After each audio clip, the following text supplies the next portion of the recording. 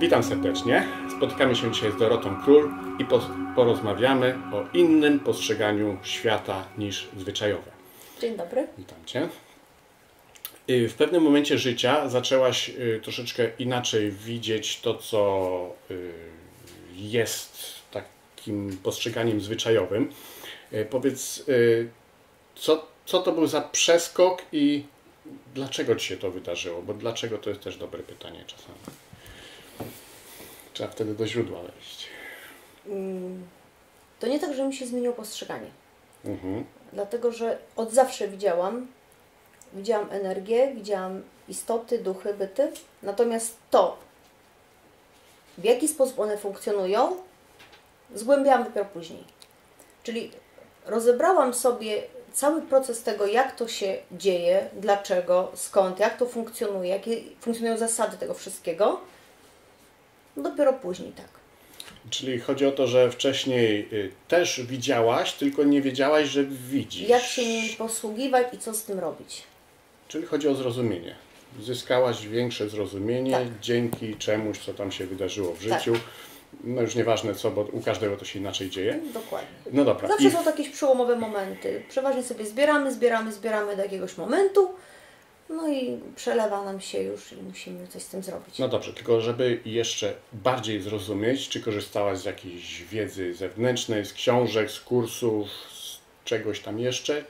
No właśnie, ja tu jestem bardzo chronowną osobą, ponieważ nie uznaję autorytetów, więc ciężko mi szło akceptowanie tego, że ktoś mi coś mówi. Owszem, czytałam parę rzeczy, nawet popełniłam jakieś warsztaty, byłam u jednej osoby na warsztatach, ale bardziej pod kątem chyba tego, żeby utwierdzić się w tym, że nie jestem jakaś inna, tak? Że to, co się ze mną dzieje, to, co widzę, to, co czuję, to, co słyszę, nie jest chorobą psychiczną, tylko jest naturalnym jakimś moim procesem, tak?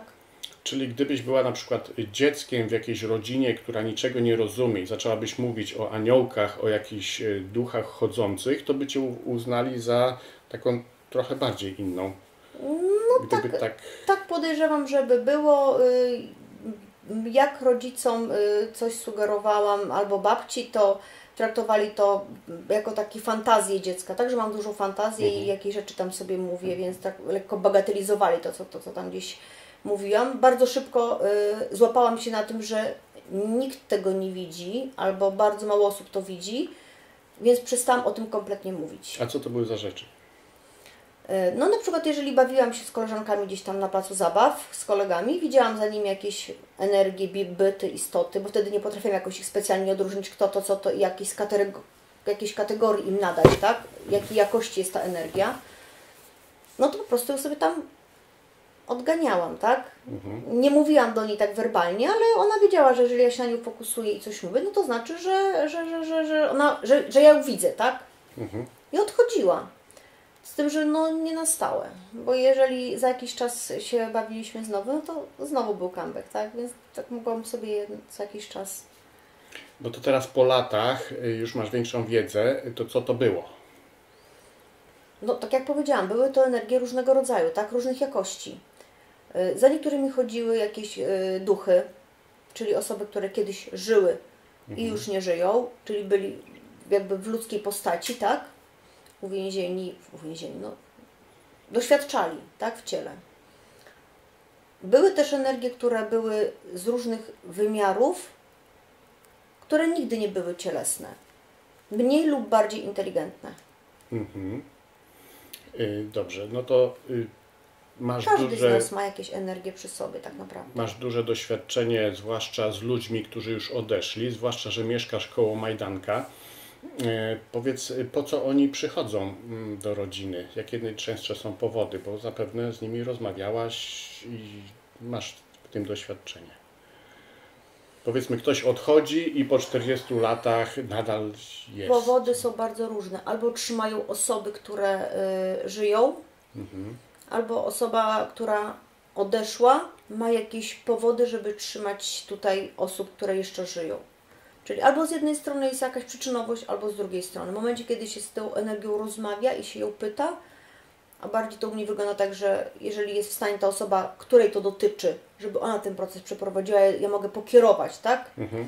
żeby sobie przypomnieć, że jest to osoba bardzo bliska, nie wiem, dziecko, babcia, mama, ktoś, kto tam blisko nas i nie czujemy lęku przywołując tą osobę, no to staram się, żeby to ta osoba zrobiła, tak? Żeby przywołała tą osobę i jakby dopytać, co się dzieje i dlaczego, tak? Jeżeli ja usłyszę od tej osoby, która zmarła i jest to po stronie tej osoby, dlaczego ona to jeszcze jest, dlaczego nie odeszła do tej przestrzeni, której powinna tego spokoju zaznać, no to wtedy to uwalniamy, tak?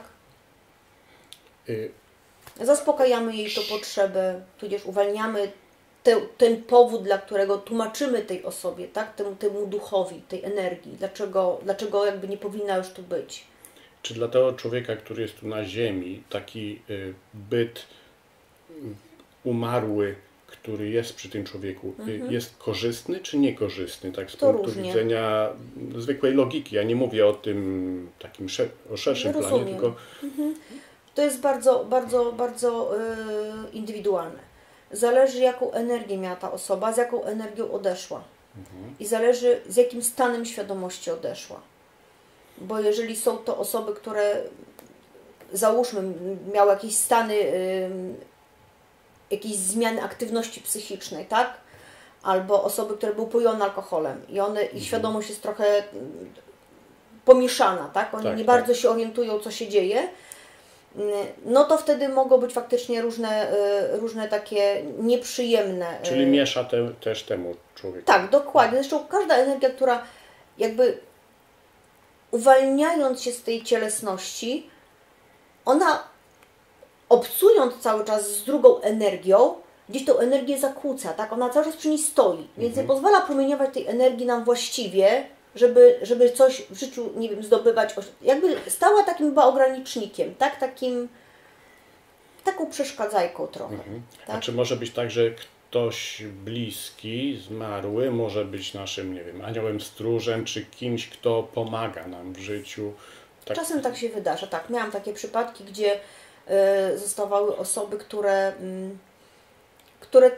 czuły potrzebę, ale to było też takie bardzo spójne z tą osobą, która żyła, tak? Że jakby obie czuły, że ta jej pomagała za życia i nadal chce, żeby jej pomagała. No i więc ona zostaje tak jakby z takiego obowiązku, że dopóki nie będzie pewna, że ta osoba już tutaj sobie poradziła i jest stabilnie i jest wszystko ok, no to wtedy faktycznie jest. Często też są dzieci. Dzieci, które są z poronień, dzieci, które są... Nieuznane takie, tak? Tak, dokładnie. Zapomniane, nieuznane. Tak, bardzo dużo jest z in vitro aborcji i tym podobnych okoliczności, doświadczeń, których tutaj sobie doświadczamy. Tak, i te dzieci są takie bardzo mocno absorbujące, poza tym one mogą dosyć niekorzystnie wpływać na pozostałe dzieci, jeżeli takowe potem się pojawiają w rodzinie, albo już są. Ponieważ jest to ich rodzeństwo i one jakby najbardziej rezonują z tymi dziećmi. Więc bardzo często te dzieci mają różne stany depresyjne, różne autoagresje, wręcz pomysły samobójcze mają. Wtedy, kiedy to się aktywuje, dzieci przeważnie mają pomysł, żeby odejść, bo nie widzą sensu życia. Te żyjące, tak? Tak jakby to dziecko, no może to źle zabrzmi, tak? Albo je ciągnęło do siebie. To tak nie jest, ono nie ma takiego zamiaru, ono nie chce uśmiercić nikogo. Po prostu to jest energia, która pewne rzeczy nie rozumie. W momencie, kiedy się nią zaopiekujemy, sfokusujemy na nią uwagę, uznamy ją, tak jak powiedziałeś, tak? Powiemy, przytulimy ją, tak, do siebie, jeżeli to zrobi mama, tak? No w ustawieniach systemowych to się nazywa uznaniem. Tak, dokładnie tak. To jest tak, bardzo, bardzo ładnie to jest pokazane, tak, dokładnie. I tam często osoby, które trafiają, takie, które nie mają doświadczenia z jakąś tam pracą z energiami, tak, a czują, że coś jest nie tak i idą, to im właśnie w takim ustawieniu wychodzi, że gdzieś jest zmarłe dziecko, tak, jakieś niekoniecznie nawet świadome, bo to też jest ważne, że nieraz te ciąże lecą, nie jesteśmy nawet świadomi tego, że ta ciąża poleciała, tak? Był to wczesny etap, pierwsze 2-3 tygodnie, no ja nieraz widzę, tak, że jest jakieś dziecko przy kimś. I też potem faktycznie w tym okresie, tak, ja faktycznie ten okres miałam gdzieś później, staraliśmy się o dziecko, już myślałam, że jestem w ciąży, a okazało się potem, że nie. No to właśnie okazało się, że tak. Dobrze, a czy rozkminiałaś kwestię, co jest po śmierci? Czy warto iść w ten tunel ze światłem, czy nie Nie iść warto? do światła. Czy jest jakaś pułapka na księżycu tych dusz, które wyłapuje? Jak ty to postrzegasz? Nie. Każdy z nas, zbierając doświadczenia w życiu, buduje sobie taki swój, taką konstrukcję energetyczną swoją. Tak? My jesteśmy zbudowani, może zacznę od początku. Nie wiem, czy odpowiedzieć na pytanie, czy zacząć, żeby zrozumieć. To zacznij od początku, a jak zapomnisz pytanie, to ja ci przypomnisz, przypomnę. o co? Tak. Bardzo się cieszę. Więc tak, każdy z nas jest zbudowany z pewnych wibracji energetycznych, które są adekwatne, które ułatwiają nam doświadczanie, zmienianie, postrzeganie i funkcjonowanie tej materii. Ja to widzę tak. My jako planeta Ziemia, tak, jesteśmy jakąś częścią kosmosu. Tak? Tak. W zbiorze planetarnym, galaktyki i tak dalej, potem się to rozciąga. Nadal dla mnie materia to jest galaktyka, kosmos. Tam, gdzie możemy zbadać jakieś materie, to jest materia. Natomiast ja wychodzę ponad to. Ja wiem, że są przestrzenie ponad tą materią, tak? Tam, gdzie są wibracje, tylko energia jest. Jest mnóstwo wymiarów. Wymiarów jest w nieskończoność. One cały czas powstają, cały czas się rozmnaża, jakby poszerza się to istnienie, tak? Dlatego sobie nazwałam istnieniem. Nie wszechświatem, nie jakimś, nie wiem, uniwersum, tylko istnieniem. Bo dla mnie to wszystko po prostu istnieje. Tak, i one są bezczasowe. Nie ma czasu, nie ma przestrzeni, dobrze o tym wiemy, więc ci, którzy się w miarę jakoś interesują takimi tematami, to już dobrze wiedzą o tym, że nie ma czasu, nie ma przestrzeni. Zresztą fizyka tak samo udowadnia, że się załamuje czasoprzestrzeń, tylko nie wykminili, jak to zrobić, tak, żeby materialnie się tam przefiurgać. Natomiast tak czy inaczej, faktycznie są te wymiary, tak jakby były takie kieszenie, tak, takie portale, tak? I w każdym portalu jest innego rodzaju jakość energii. Tak? W jednej sobie krążą tak, w drugiej krążą sobie tak, w trzeciej krążą sobie tak. Każdy ma jakiś portal inny, swoją jakość. Każdy z nas, w momencie, kiedy tutaj się konstytuowała Ziemia i planeta i energie, które istnieją, inteligentne w istnieniu, takie trochę masło maślane, ale tak to wygląda, stworzyły tutaj materię po to, żeby móc doświadczać z emocjami, uczuciami, czyli z energiami, których nie da się wygenerować tylko za pomocą czystej energii. Tak laboratoryjnie. Tak. Więc wzięli sobie tak jakby garść z jednego źródła, tak? Później wzięli sobie po odrobinie z różnych innych źródeł, bardzo szybko wirujących, tak? Szybko wibracyjnych takich. I nam podokładali, tak jakby to były takie nasze odważniczki, takie równoważnie do tego, żeby nas można było ściągnąć w ten wymiar materialny, który jest gęsty. I żeby to było stabilne. Tak, żebyśmy po prostu to źródło nasze by nie wyfiurgało, nie wystrzeliło jak z procy kamień, tak? Tylko żeby ono się mogło ukonstytuować w tym ciele, w tej materii, tak? No bo jak wiemy, energia jest, tak?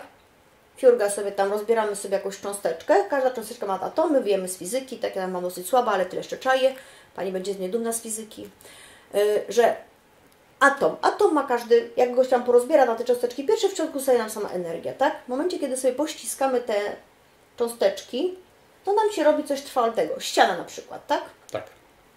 Tam energia sobie tak, tylko takie ma delikatne drganie, ale drga, bo jak ją potrzemy, to ściana się robi ciepła. No. Tak? Podziałamy naszą fizyką na fizykę ściany, na energię ściany, tak?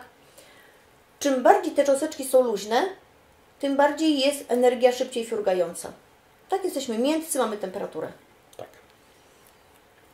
Więc to wszystko, co nam się tutaj ułożyło z tymi naszymi tutaj energiami, jest po to, żeby nam łatwiej się żyło i doświadczało z tym, co jest na zewnątrz. Tak, z tymi aspektami, z którymi my tutaj mamy sobie doświadczać. Te energie mają wibracje odpowiadające albo bardzo zbliżone do różnych aspektów. Tak?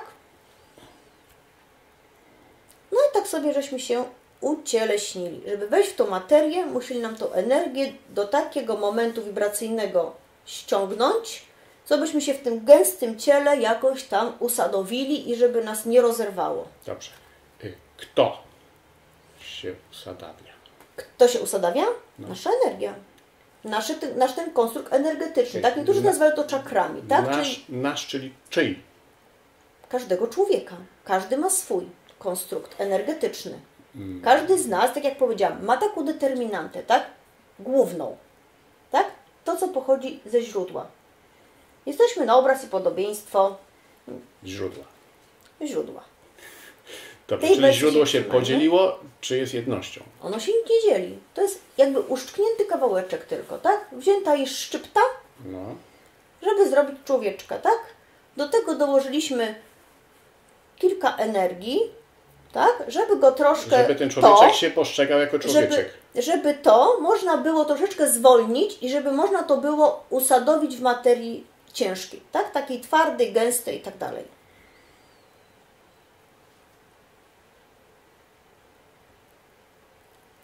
Jak już nas upakowali w to opakowanie, to nam doświadczać pozwolili. Przez jakiś czas nam przychodzili i pomagali. To, co sobie niektórzy nazywają do tej pory starożytnymi kosmitami, co mamy nawet na tych piktogramach, na tych wszystkich jaskiniach wymalowane postacie, gdzie przypominają trochę kosmitów i niekosmitów i różne jakieś takie istoty, to tak, faktycznie przychodzą do nas energie do tej pory, które nam pewne rzeczy poprawiają, ulepszają, dostrajają lub przyspieszają pewne procesy, na przykład technologiczne, tak? Skoro ustaliliśmy, że nie ma czasu i przestrzeni, to jest to, że w momencie, kiedy my sobie siedzimy i mamy jakiś przemysł w głowie, jakiś, nie wiem, pan konstruktor, to jest to, że ma taką migawkę wglądu w pewien wymiar, który już istnieje. I taki pomysłowy Dobromir ma... No tak, bo jego umysł technologiczny, który jest jakiś ścisły, tak inaczej funkcjonuje niż mój, potrafi tą informację przetworzyć, tak? Mi by taka informacja nic nie dała, natomiast jemu coś da, tak? Do każdego, ta właśnie jego jakość, tak? Ta determinanta. To, co sobie niektórzy nazywają talentem. To nie jest granie i śpiewanie, tańczenie, tylko to jest właśnie to, że ta energia ma taką wibrację, ma taką jakość, że z nim zarezonowało. Że my możemy łatwo w czymś tutaj sobie działać w życiu, tak? Możemy w jakichś aspektach życia sobie ułatwić. To nam ułatwia doświadczanie.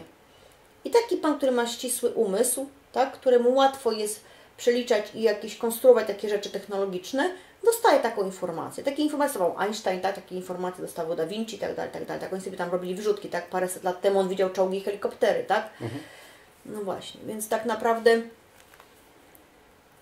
my mamy tutaj tylko zejść po to, żeby doświadczać, żeby zbierać informacje.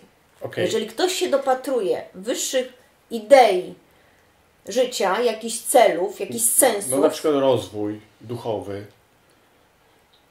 Co nazywasz rozwojem duchowym? Nie, to właśnie ja chciałem się Ciebie zapytać. Rozwój duchowy to jest to, że my mamy przy sobie te energie, o których ja mówię, tak? No. I my w procesie doświadczania przyłączają się do nas różne energie, na przykład niższej wibracji, tak? No. I one sobie przy nas krążą. Więc w momencie, kiedy my uznamy, że nam ta wibracja w czymś przeszkadza, ogranicza nam, to jeszcze my sobie ją odczepiamy. Wtedy tutaj nasza wibracja w danym aspekcie się podkręca, tak? Się podnosi. Jest większa. Jeżeli to jest rozwój duchowy, okej. No polepsza się komfort życia. Tak.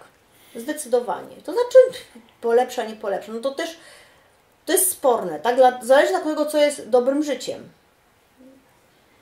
No dobra. Emocje, uczucia. Powiedziałaś, że tutaj w ciałach możemy doświadczać emocji i uczuć. Co w tym jest takiego ciekawego, że te duszyczki, w cudzysłowie, chcą tutaj przychodzić i być człowiekami i doświadczać tych emocji i uczuć? To jest jakiś, nie wiem, narkotyk, te emocje, uczucia, że tak nie, miliardy tutaj istot przyważą? Po prostu się na to zgodziliśmy. To nie jest tak, że my tu mamy jakieś potrzeby, jakieś pragnienia takiego doświadczenia. Jesteśmy ani sadystami, ani masochistami, ani jakimiś tam nie wiadomo kim, którzy tutaj się uziemiamy po to, żeby sobie tutaj coś wziąć na głowę albo żeby, nie wiem, jakieś traumy przeżywać. Nie.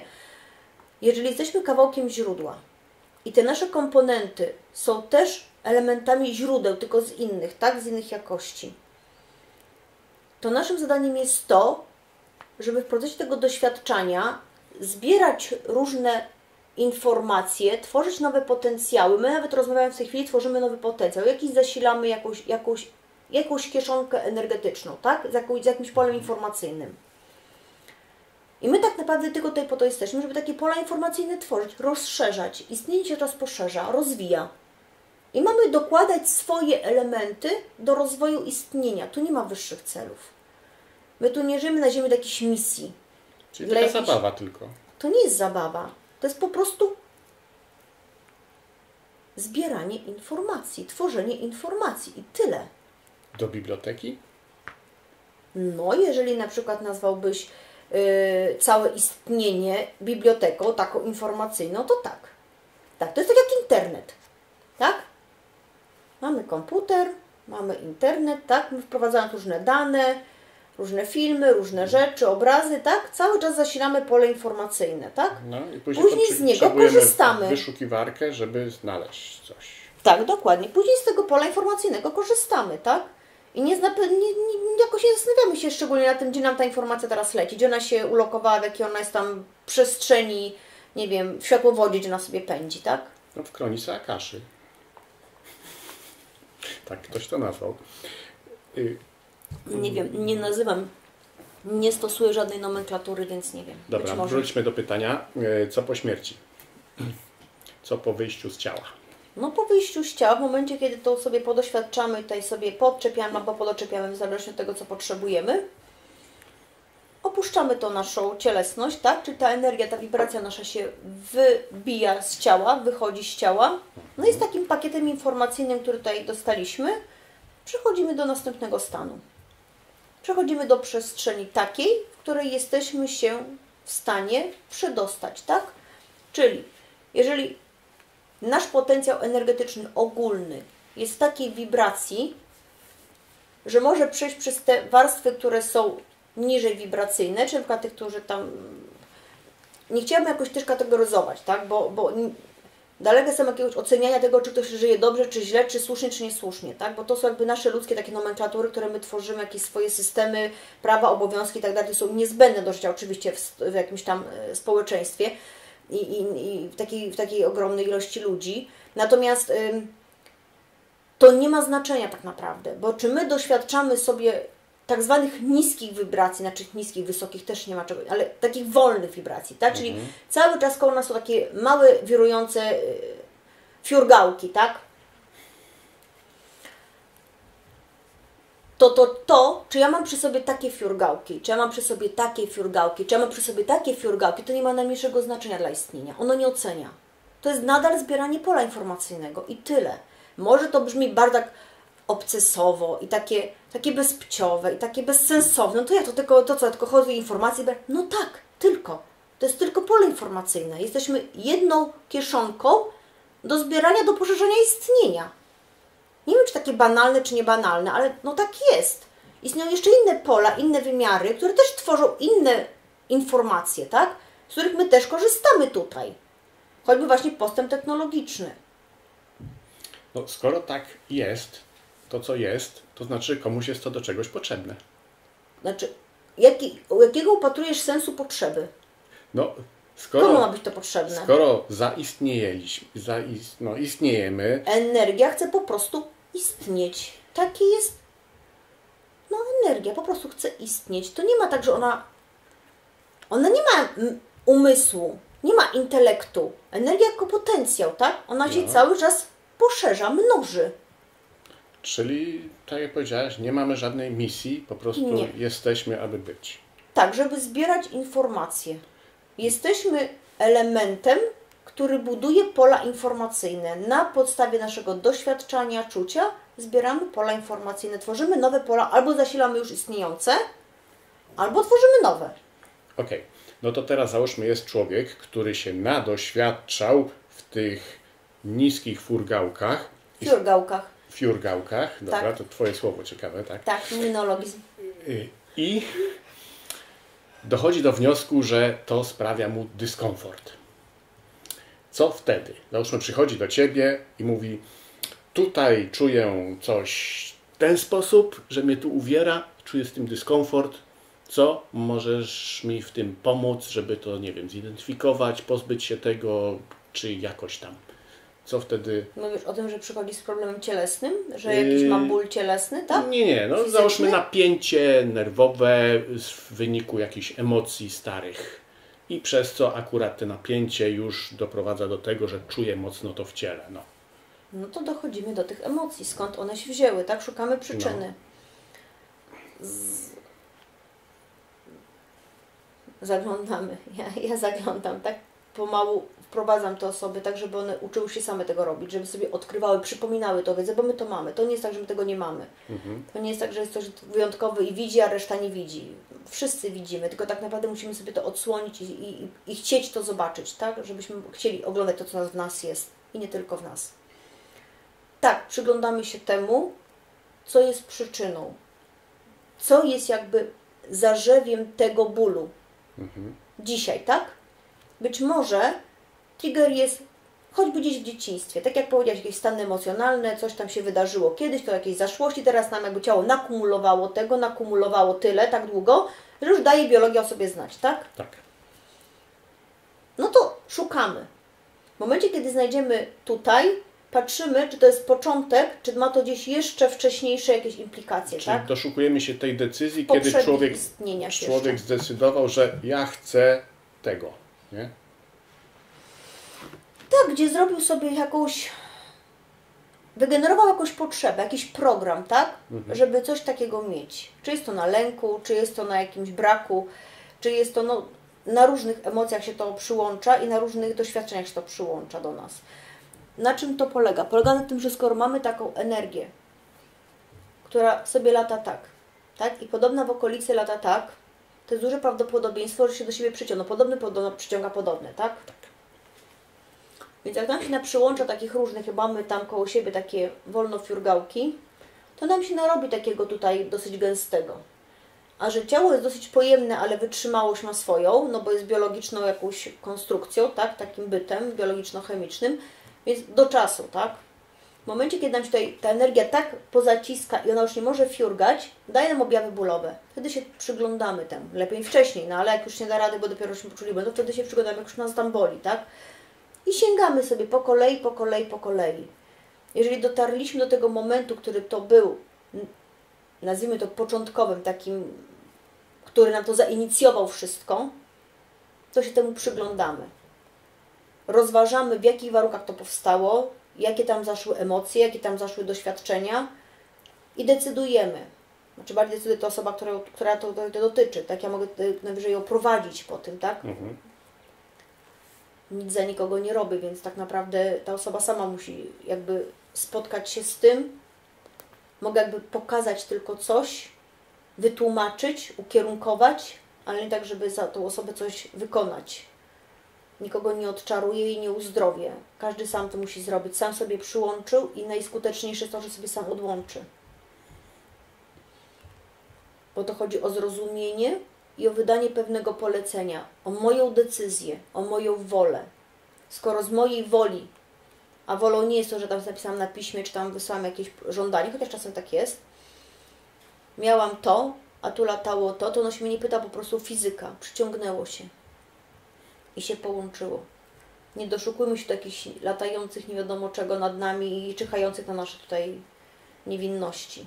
Nie. Tak nie jest. Czyli to jest konsekwencja pewnej jakiejś zainicjowanej kiedyś decyzji, podświadomej, czy chcieństwa jakiegoś, no różnie, moment jakiś tak. I teraz to się nawarstwia jak taka kula śnieżna. Tak, przyłączają się kolejne fiurgałki do tej, którą mogą się przyłączyć. Tak, podobny przyciągnie podobny. Dobrze, no to taki temat mi przyszedł jak uroki. Czasami ludzie do mnie dzwonią, kogo znasz, kto może by jakiś tam urok, bo czuję, że jest jak ktoś na mnie rzucił urok, czy jakieś takie inne sprawy.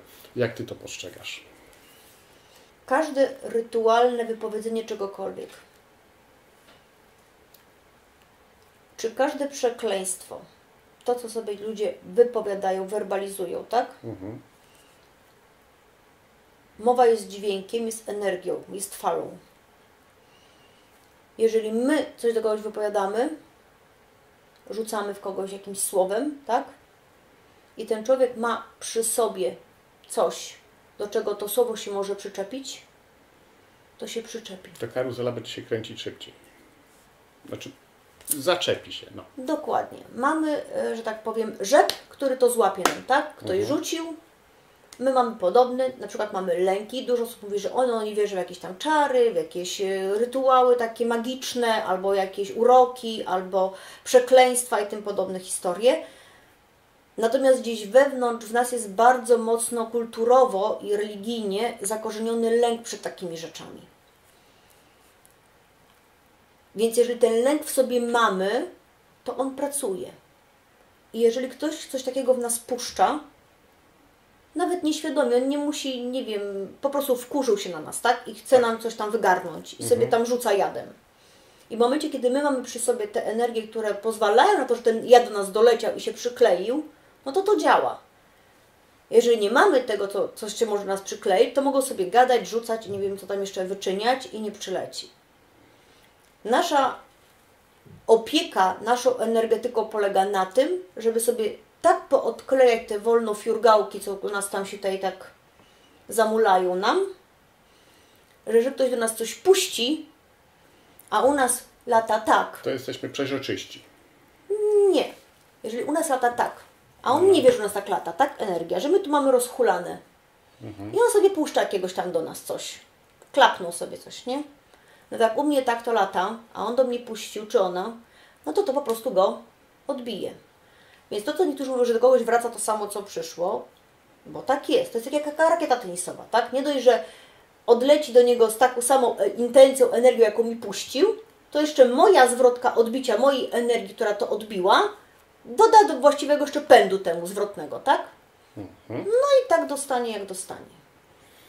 Doświadczałam skądś takich rzeczy. Bardzo długo myślałam, że krzywdzę ludzi. Tak? Zawsze jak mi ktoś skrzywdził i przez kogo cierpiałam, to w niedługim momencie tej osobie przydarzało się coś niefajnego.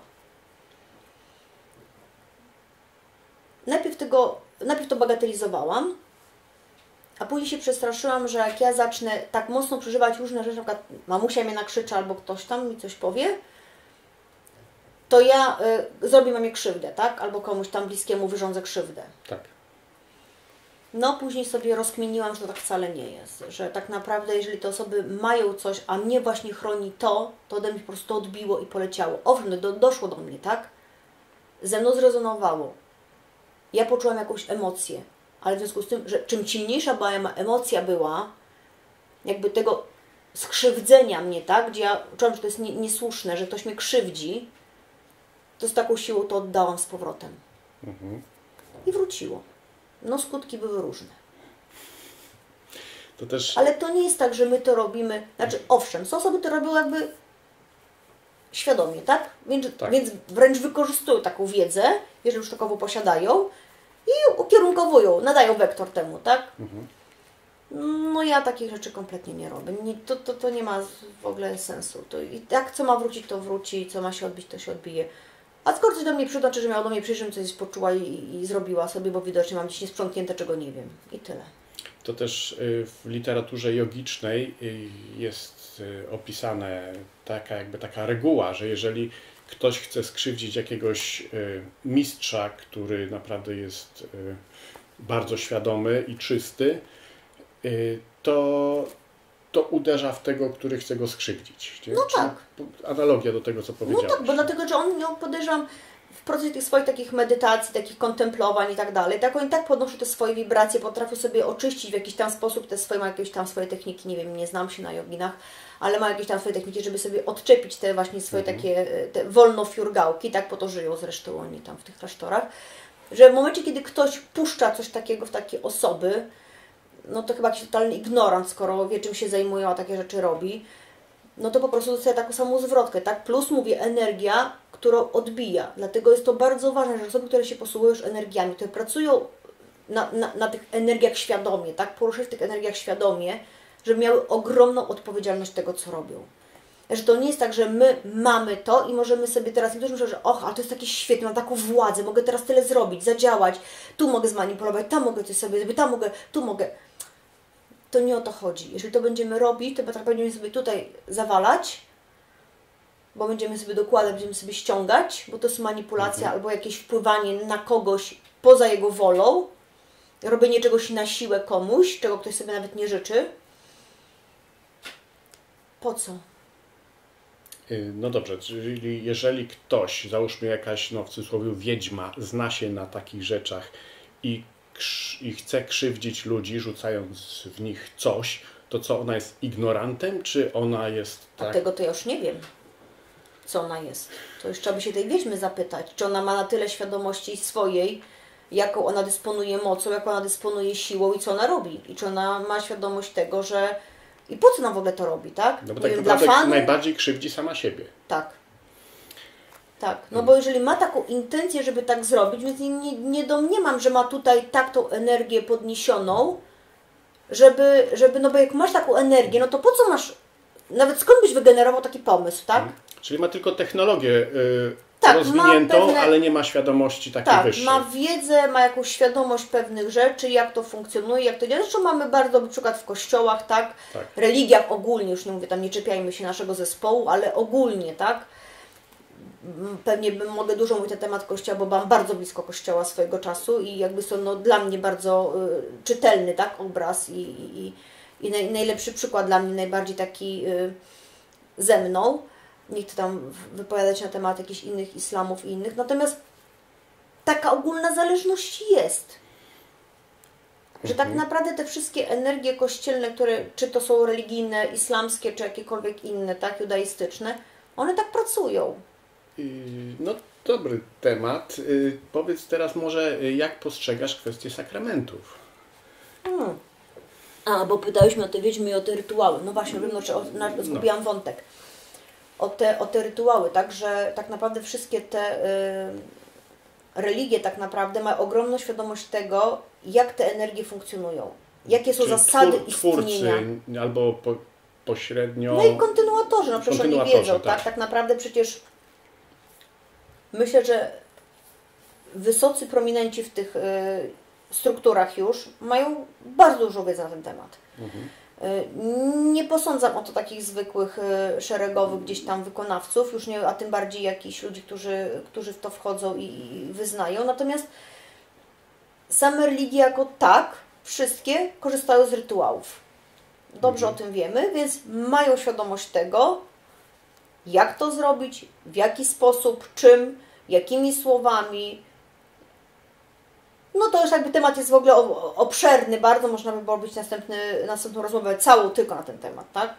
Jak to wygląda w rytuałach i w różnych No dobrze, religiach. to może tylko przykładowo. Załóżmy, ktoś chce się uwolnić od tego, czy od chrztu, czy od bierzmowania, czy od tych konsekwencji tego typu rytuału. Przychodzą do Ciebie tacy ludzie? Nie są świadomi, że muszą się z czegoś takiego uwalniać. No ale ich uświadamiasz. Jeżeli Niektórych. są. No dobra, no to jakie hamulce ręczne w życiu takiego człowieka takie rytuały powodują? Jakie opóźnienia? To zależy jaki rytuał. Każdy rytuał jest ukierunkowany na coś innego. No. Pierwszy podstawowy, który mamy, to jest chrzest, który nam zamyka tak naprawdę, niektórzy nazywają czakrą ciemieniową, tak? Czakrą korony. Korony, no mówię, nie posługuję się jakimś tam, jakby używam też pewnych słów po to, żeby osoby zrozumiały, bo bardziej jest to czytelna taka informacja, znane jest jakby słowo. Chodzi o to, że mamy tutaj pewną energię, która jest najbliższa naszej energii tej jakościowej, tego źródła, tak? Która jest nad nami i mamy stałe połączenie z tą energią. Dobrze wiedzą, co zrobić, żeby nam to szybko odciąć. Dlatego jest to pierwszy rytuał, który jest wykonywany po to, żeby to nam skutecznie zablokować. Czyli żeby opóźnić rozwój. Nie, żeby nam opóźnić komunikację z naszym źródłem, żeby nam w ogóle ją uniemożliwić. Żebyśmy się kontaktowali z ich. Podłączają nas do swojej kieszonki, do swojego zespołu to, co mówię, tak? Powstają różne konstrukty, powstają różne przestrzenie energetyczne, tak? W momencie, kiedy sobie powstaje taki konstrukt religie, tam jest wszystko, islam, judaizm, co tam sobie chcesz, jakieś tam filozofie, tam cokolwiek ma tam jakichś swoich, tych co każą, tych co nagradzają, tych co tam pomagają i nie pomagają i ściągają na złą drogę. Jest to jakby w jednej przestrzeni, tak? W momencie, kiedy taki rytuał się wprowadza, te osoby są jakby, wyrażają zgodę, tak? Bo wyrażamy zgodę po 3-kroć. Nikt się nawet nie zastanowi dlaczego, ale tak jest. 3-krotnie się czegoś wyrzekamy. Tak, szatana. A potem po 3-kroć się czegoś nabieramy, tak? No. No właśnie. I to jest jakby nasze pozwolenie, przyzwolenie do tego, żeby wejść w ten zespół, tak? To jest nasza wola. Poza tym oni korzystają jeszcze, zaczepiają się na różnych aspektach, tak? Bo żeby takie dziecko ochrzcić, takiego człowieka małego, najpierw przychodzi rodzic do zakrystii, mówi: dzień dobry, chciałem ochrzcić dziecko. Pochwalony. Niech tam se chwalą kogo chcą. Chciałem ochrzcić dziecko, tak? Więc wyraża najpierw wolę werbalną. Już mówi, że chce. Tak? No to okej, tu proszę podpisać. No to podpisujemy, nie powiem co. Znaczy wiemy co, ale w domyśle mamy coś innego, tak? Tak. Mija nam miesiąc, drepczemy sobie z dzieckiem do kościoła. No i się zaczyna cała impreza. Nie na darmo nam dzieciom po pierwsze używają wody, używają ognia, czyli wszystkich największych żywiołów, jakie są najsilniejsze, tak? Powietrza, bo przecież kadzidło idzie w ruch i tak dalej. Więc wszystko to, co się dzieje w czasie tego rytuału, to jest to bardzo trudny rytuał i bardzo mocno Przywiązujący. tak, włączający nas właśnie w tą kieszonkę. No to tak jak już powiedziałeś, 3 razy czegoś się tam wyrzekamy, 3 razy sobie coś tam bierzemy, przyjmujemy, tak? Tak jak to dokładnie oni mówią, swoją gromnicę, swoje światło, tak? Odpalamy od ich światła. Tak, to nazywają światłem Chrystusa. Jak zwał, tak zwał. Bierzemy sobie od nich nasze światło, świeca, gromnica ma symbolizować nasze światło, tak? Dlaczego nam tej świecy nie zapali tata zapalniczką albo zapałkami? Tylko każą nam wędrować i brać sobie z ich świecy to światło. No właśnie.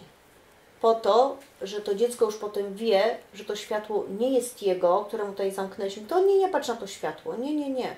Tutaj patrz, to nasze. Tam idź do światła. Jak umrzesz, to ten tunel i tam to światło to my. Idź, tam jest wszystko git. Nie ma czegoś takiego. A propos tego, co się pytałeś i tunele, bo tam wcześniej mnie zapytałeś o to i światełko. Nie idź do światła, nie idź tą drogą. A co jest tam za tunelem? Zespół, do którego się zgodziłeś i uznałeś, że to jest światło. Wyobraź sobie. Mówię o tych źródłach, tak? O tej energii. Mamy energię. Fiurga sobie energia. Pewnie znasz takiego bączka dla dzieci, tak? Tak. Mamy bączka. Bączek ma paseczki, tak? Tak. Jak sobie bączka nakręcamy, to widzimy niebieski, zielony, tam są wszystkie kolory. Jak go mocniej nakręcimy, to kolory nam się zlewają i robi się jakiś tam szary na przykład kolor, tak? A jak go tak mocno nakręcimy, to już widzimy tylko takie światełko, znaczy taki biel widzimy, tak? I taki tylko dzwoni sobie ten bączek, tak? To wyobraź sobie, jak fiurgają szybko te energie w źródłach. Bączek to jest, to jest bączek. A tamte energie tak szybko się kręcą, że tam jest tylko światło. I to jest to światło. Jeżeli ktoś uważa, że jest oświecony, to niech mi wytłumaczy, co to znaczy oświecony, bo jeżeli duży stan świadomości pewnej, tak, wiedzy i tak dalej, możemy nazwać świadomością, takim światłem jakimś, że ma jakąś tam światłość z czegoś tam swojego, jakiejś tam wiedzy na przykład, tak? Ale w momencie, kiedy my rozumiemy tak osoby światłe, oświecone, czyli jakby duchowo tak rozwinięte, że one są już prawie ideałem, to ja w takie coś nie wierzę. Bo dlatego, że nie ma takiej opcji, żeby jego energia tak szybko kręciła, czyli była już tym światłem żeby czystym to ciało i wytrzymało. utrzymała się dokładnie w materii. Ona by wyskoczyła, jak mamy rakiety, tak, które wynoszą nas poza te wszystkie atmosfery, grawitację i tak dalej, tak? Mamy ten nośnik, który nas wynosi, tak?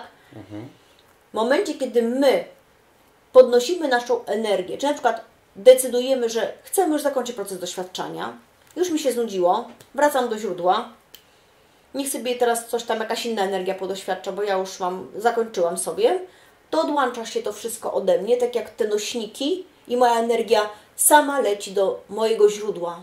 Ono przyciąga mnie, podobne przyciąga podobne, skoro mam taką szybką wibrację i ta cząsteczka mnie podnosi taką samą wibrację jak mojego źródła, to po prostu jak magnes, jest tylko jedno klap i już. I to jest... Tam ja nie muszę iść i wędrować na piechotę i widzieć wszystkich tam po kolei znajomych i machać im. To jest Czyli nie spotykamy się z rodziną po śmierci? To różnie, zależy gdzie trafisz. Bo jeżeli Twoja energia, Twój potencjał, który się wydostał, jest w takiej wibracji, że utyka w takiej przestrzeni, którą niektórzy nazywają sobie astralami, nie astralami, że tych wymiarów jest bardzo, tak. Że tam też nie z tego jakoś tam, też mówię, nazywać jakoś astralem, nie astralem, nieważne. Są pewne przestrzenie, ich jest kilka, różne są. I nie ma, że jedne wyżej, niżej, my już mamy jakieś poziomy, etapy i tak dalej. Bzdura. Tak czy inaczej, wchodzimy po wyjściu z ciała w taką przestrzeń, w jaką nasza energia jest w stanie się dowibrować, wbić. Czyli jeśli ktoś przez całe I jeżeli w tej życie... przestrzeni, tylko o tym mi tak. pytałeś z tymi rodzinami i innymi. Tak.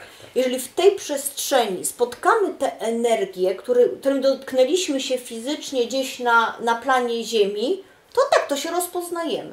Dokładnie. Ale to nie jest tak, że jest jedna poczekalnia, tak? Niektóre religie nazwały, jak to się nazywa ta poczekalnia, między jednym a drugim. Więc nie ma czegoś takiego. Owszem, jeżeli nazwiemy te przestrzenie, w których my doznajemy pewnego jakby uspokojenia i wglądu w to, takiej jakby autorefleksji, takiej, co my chcemy z tą energetyką dalej zadziałać, tak jak my chcemy dalej doświadczać, na jakim polu, w jakiej czasoprzestrzeni, no to po prostu znowu wchodzimy w to samo. Czyli religie służą do tego, żeby koło Macieju było to samo. No tak, religia jest wymysłem człowieka. No to chyba już wszyscy wiedzą, prawda, że religię stworzył człowiek. O ile możemy mówić, że jakieś tam istoty, w które religia się podpiera... To one mogły zainspirować na przykład. No... Dla swoich korzyści. Też. I tu mam na uwadze jedną postać. Konsumpcja. Z naszego zespołu. Natomiast tak czy inaczej, postać mówimy, a nie o wymiarze materialnym. No w każdym razie... Znaczy mówię o konsumpcji energii dla tych istotek, które no które tak, w ten jest dla nich sposób zasilanie. się To co ja odżywiają mówię, się. podobny przyciąga podobny. Tak to nie jest tak, że one też chcą istnieć, zrozummy je, tak? No. Po prostu nie są świadome, że są stwórcami. W związku z tym jeszcze przez dany okres są pasożytami, można by tak nazwać.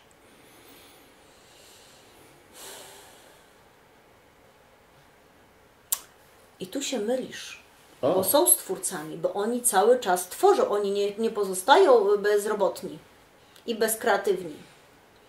No, na czym polega ich stworzenie?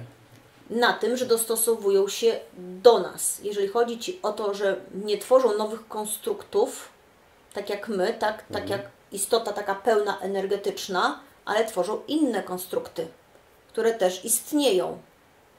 No dobrze, no taka pchła, załóżmy, wejdźmy w fizyczność. Pchła. Dopiero były religie, teraz już skoczył mi na pchły. Tak, bo to mówimy o pasożytach. Religie pasożytują, to wejdźmy w analogię fizyczną. Okay. Jest pchła. Co ona tworzy jako pasożyt? Swoje życie i się rozmnaża.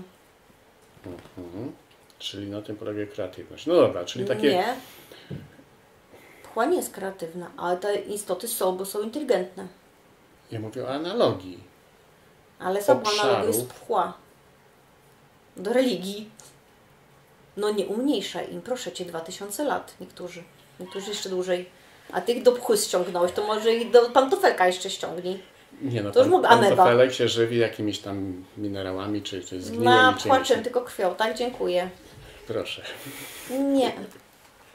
Nie. Oni się żywią na różnych aspektach i mają dużą kreatywność. Naprawdę mają dużą kreatywność. Przez to ten zespół cały czas się poszerza. Przez to też mają więcej opcji, bo my ich rozkminiamy, więc oni nas dostosowują i dostosowują do nas różne istoty, różne byty, różne energie, które mają nam stworzyć komfort, pułapkę, poczucie bezpieczeństwa. Różne mają jakby pod tym intencje, ale byleby tylko się ukierunkować i zostać przy tym zespole. Dobrze, czyli ewoluują w dziedzinie pasożytowania, natomiast nie chcą się uwolnić i być tym stwórcą. Czyli to jest tak, jak niewolnik walczy o to, żeby mieć lepszą klatkę, bardziej komfortową, ale nie chce wyjść z tej klatki. A po co mają wychodzić? Przecież oni tam cały czas tworzą nowe potencjały. To po co mają? I to, tak, do tego są jakby tam wykreowani. To jest jakby konstrukt pewien, tak? Oni są taką jakością energii, jaką są. No inną już nie będą, bo taką jakość mają. Więc oni wszystko sprowadzają do swojej jakości. Dostosowują, jeżeli jest to energia szybciej fiurgająca, do swojej jakości ją dostosowują. Czyli też ewoluują w ten sposób. Czyli ciągną się za ogonem. No tak, dokładnie. To jest to, co ja mówię nieraz osobom, które przychodzą, tak, i tam się boją, że to jest jakaś tam duża energia. Ja mówię, słuchaj, skoro ona przyszła do Ciebie i ona siedzi na Tobie, tak, a nie Ty na niej, bo przecież Ty nie poszłaś sobie do jakiegoś tam szamana. Nie będę nazwać, nie na przykład jakiejś energii, że nie szamana. No. Do jakiejś tam energii, tak nie będziesz, dzień dobry, mogę się do Ciebie podłączyć? Tylko ona jakby fiurgając w otoczeniu Ciebie, tak, Twojej energetyki, tego Twojego pola energetycznego, wyłapała, że ma tutaj takie coś, co się może do Ciebie przyczepić. Jakby się przyczepiło. I tyle.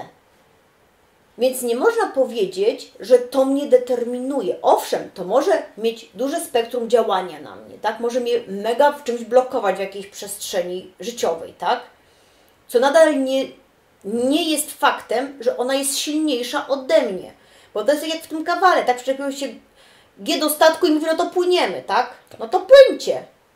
Tylko to do kogo się przyczepił.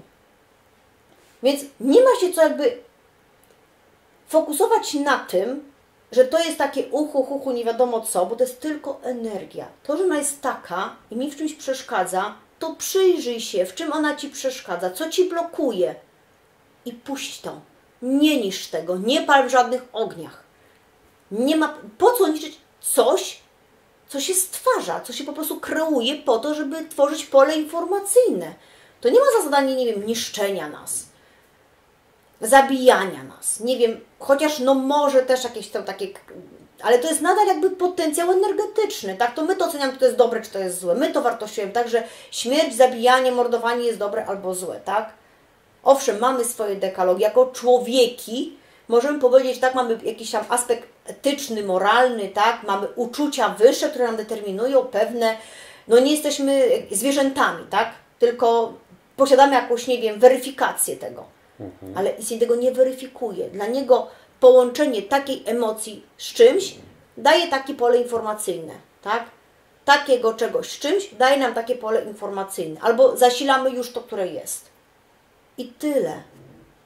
Dobrze, to przeskoczmy teraz do tematów bardziej przyjemnych. Cały czas jest przyjemnie. Co zrobić, żeby nam się lepiej żyło? Czyli załóżmy, człowieczek się ma urodzić. Jak rodzice mogą sprawić, żeby życie tego dziecka, przynajmniej w zamyśle pierwotnym, było jak najszczęśliwsze, jak najlepsze? Jak możemy pomóc? No i temat może. No może tak. Znowu uruchamia się wiele czynników. Po pierwsze, my podejmujemy decyzję, że chcemy się wcielić, tak, że nasza energia ma się znowu w ciałko jakieś wcisknąć. Wybiera sobie rodziców, wybiera sobie przestrzeń czasową, tak, w której chce się usadowić, ponieważ ta przestrzeń daje idealne warunki do tego, żeby sobie przepracowała albo doświadczyła czegoś nowego, czego jeszcze nie ma, a chce, tak? Albo przepracowała to, co już ma, już tego się z tym pożegnać. Tak. Więc jeżeli mamy potrzebę, bo mamy w sobie w tym konstrukcie, w którym mamy, na przykład z poprzednich istnień, takie doświadczenie przemocy seksualnej, to nie możemy sobie teraz wejść w rodziców, którzy nam tego nie umożliwią, żeby nam to wytriggerowało. I nie mówię, że ma być mama i tata, tak, które mają to nam dać. Ale jakby pewny proces wychowania, zabezpieczenie pewnej struktury socjalizacyjnej, tak, której my się uspołeczniamy, którą my nasiąkamy, sprawia nam to, że mamy do tego sprzyjające warunki, żebyśmy tego doświadczyli, po to, żeby się z tym zetknąć i albo to odblokować, zobaczyć skąd my to mamy, po co, kiedy to się jakby stało, tak, pierwszy raz, Tak. co mi to daje, z jakiego powodu ja sobie zrobiłam takie, nie inne przekonania i dalej ciągnę za sobą takie doświadczenie i mogę sobie to zmienić. I teraz rola rodziców jest taka, że albo idealnie nam to udostępniają, czyli mogą być dla nas przemocowi seksualnie na przykład, tak? Wtedy nam się nakładają jeszcze tam inne historie, z którymi też pewnie przyszliśmy. Albo są świadomymi istotami, które pomagają nam, widząc, wyłapując z nas pewne rzeczy, do których mamy jakieś predyspozycje, albo coś werbalizujemy, albo mamy jakieś skłonności, jako dziecko już pokazujemy, są w stanie nam to szybko wyłapać, pokazać i uświadomić, co możemy z tym zrobić. Jak możemy to przeprocesować. Trudno jest to robić z małym dzieckiem, natomiast można to dziecko jakby odwodzić od pewnych rzeczy, tak? Nie mówię chronić, ale jakby uświadamiając dziecku pewne rzeczy, ono się jakby oddalało w czasie od doświadczenia tego.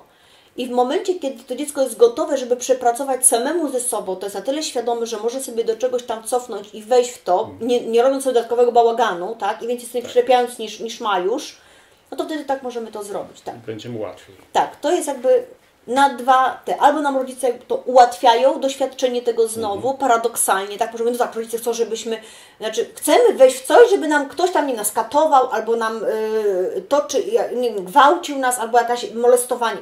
Tak, paradoksalnie tak. Już słyszę, jak tam się wszystko grzmi i po prostu krzyczą wszyscy na głos, ale tak jest. My wchodzimy w coś po to, żeby się z tym zetknąć i zdecydować, czy dalej tak chcemy, czy nie. I pamiętajmy, że to od nas przyszło dlatego, że gdzieś wcześniej jest już jakiś trigger, który nam to wywołał. Ktoś powie, no tak, co może ci małe dziecko, żeby go, nie wiem, ktoś zgwałcił?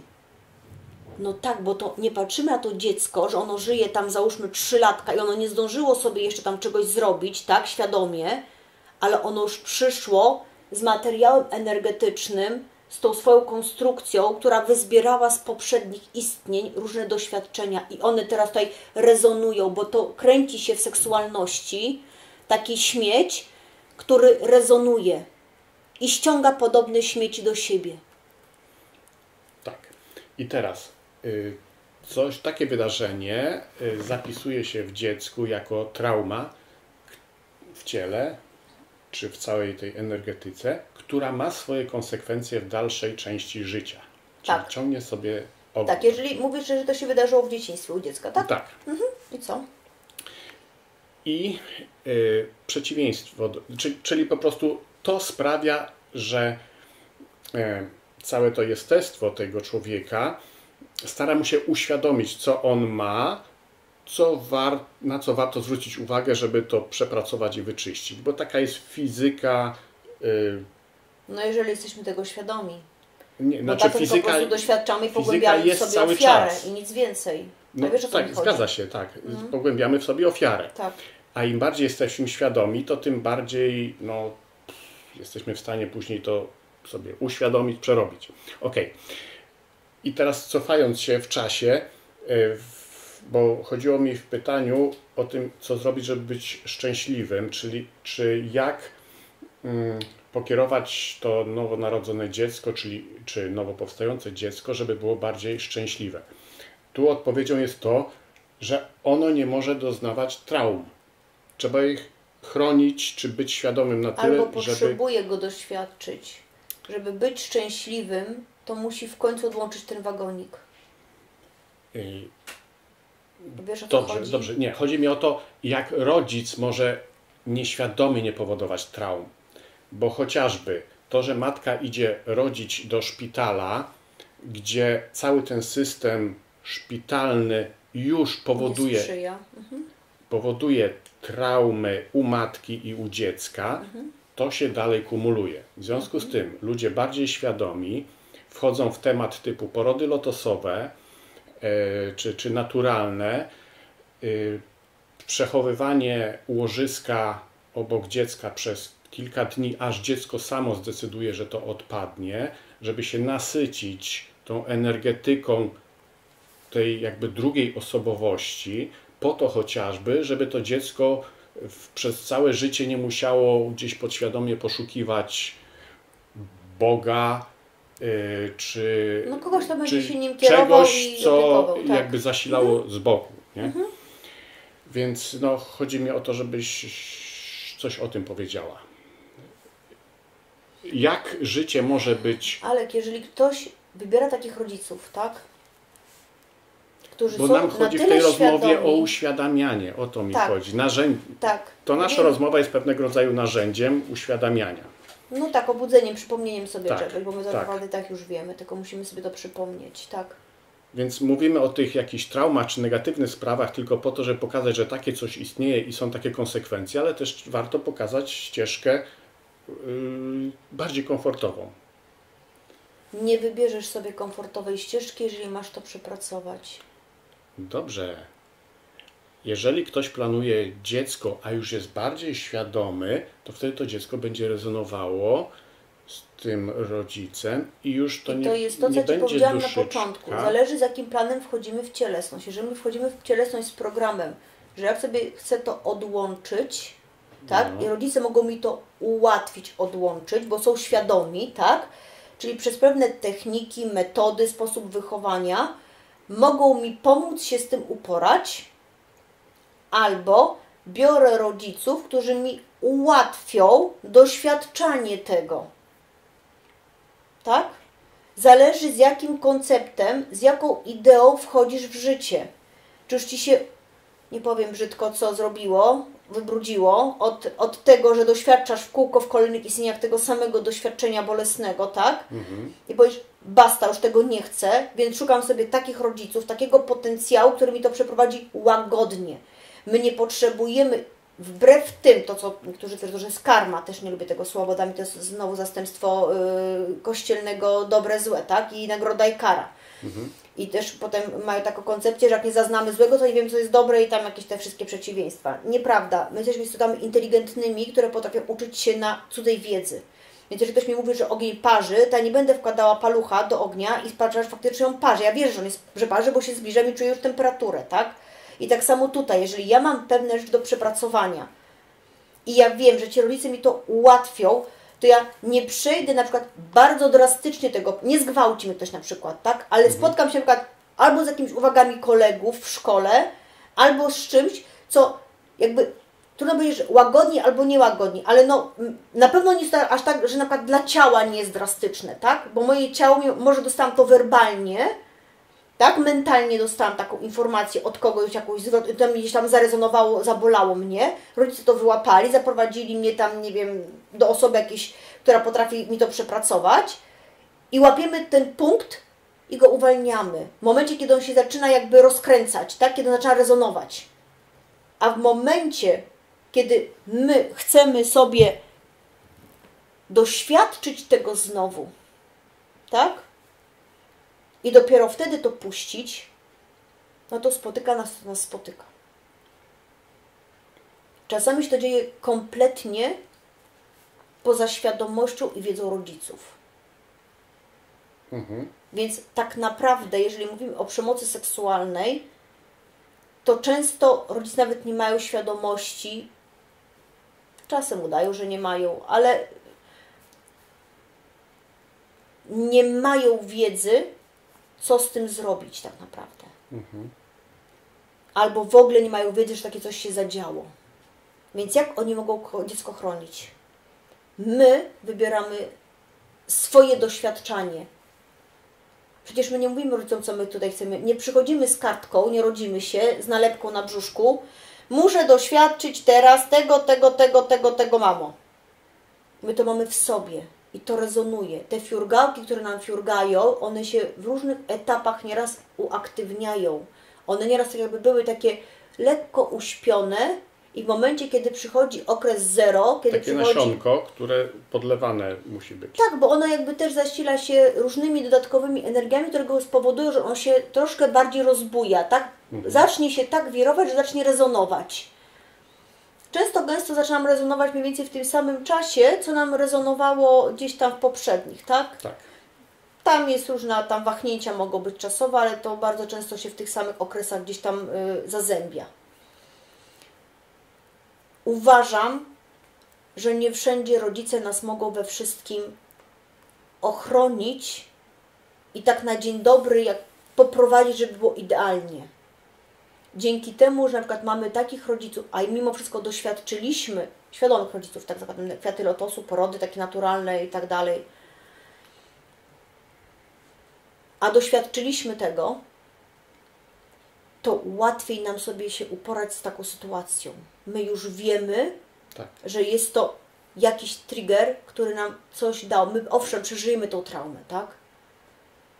My to rozbierzemy i emocjonalnie, na każdej przestrzeni to się u nas zadzieje. Natomiast przez to, że mamy tą wiedzę od rodziców daną, od dziecka, świadomość pewną siebie, poruszania się w tej przestrzeni życia i istnienia w energiach, we wszystkim, będzie nam łatwiej i szybciej. Nie będziemy tego ciągnąć do 30 czy 40 roku życia, tak? I potem 40-latek przychodzi i mówi, że ma problemy seksualne, tak? I siakie, albo ma problemy, nie wiem, w dostatku, pieniędzy nie ma, tak? No bo nie ma, tak? No ale skąd ma mieć, skoro ma poblokowane energie seksualne, tak? No, dobrze. No to akurat teraz do tego tematu chciałem przejść. Ktoś, załóżmy, czuje, że całe życie ma pod górkę pod względem materialnym. Czyli to znaczy, że gdzieś tam jakieś fiurgałki nie fiurgają właściwie. Albo wolniej. Fiurgać zawsze fiurgają, tylko albo wolniej, albo zasłaniają tą właściwą. Dobrze. Co można wtedy zrobić? Czy szukać lepszej pracy, czy bardziej myśleć, czy bardziej kombinować w kwestiach takie jak są kursy obfitości, mantry obfitości. Jak Ty to postrzegasz? Który aspekt jest bardziej logiczny? Każdy jest dobry, który nam pomaga się ruszyć. Tak naprawdę. Co nie byśmy nie wybrali, aby po prostu wagonik pociągnąć i szarpnąć, i żeby on się ruszył. Rozumiem, że pytasz o osoby, które są w takim dołku pracowym, tak? Tak. Czyli siedzimy, czujemy bezsens, pracy nie ma, albo nie chcemy do tej pracy iść tak naprawdę i nie widzimy sensu życia i nie widzimy jakby wyjścia z tej sytuacji takiej patowej. Przykład jest o tyle fajny. Co zrobić, żeby mi się chciało robić, powiedzmy? Bo jeżeli ktoś jest w sytuacji patowej, to znaczy, że wiele sił ciągnie w wielu kierunkach i stoję w miejscu. Tak, nie? Tak, albo mnie tak przyciska wszystko, że nie jestem w stanie się ruszyć.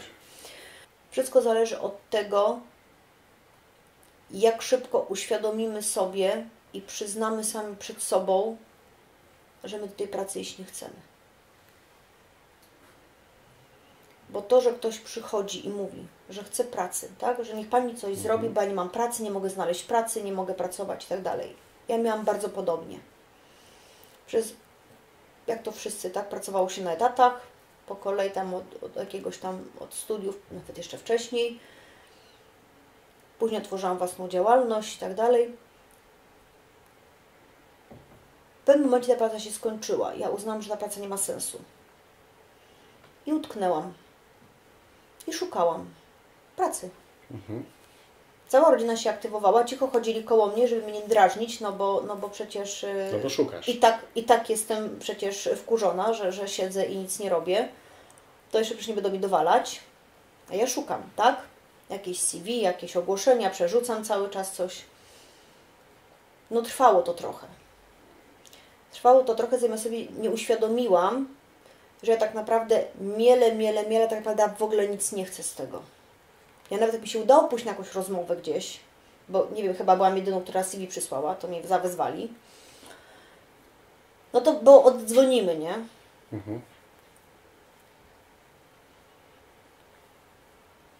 Uświadomiłam sobie jedną bardzo ważną rzecz.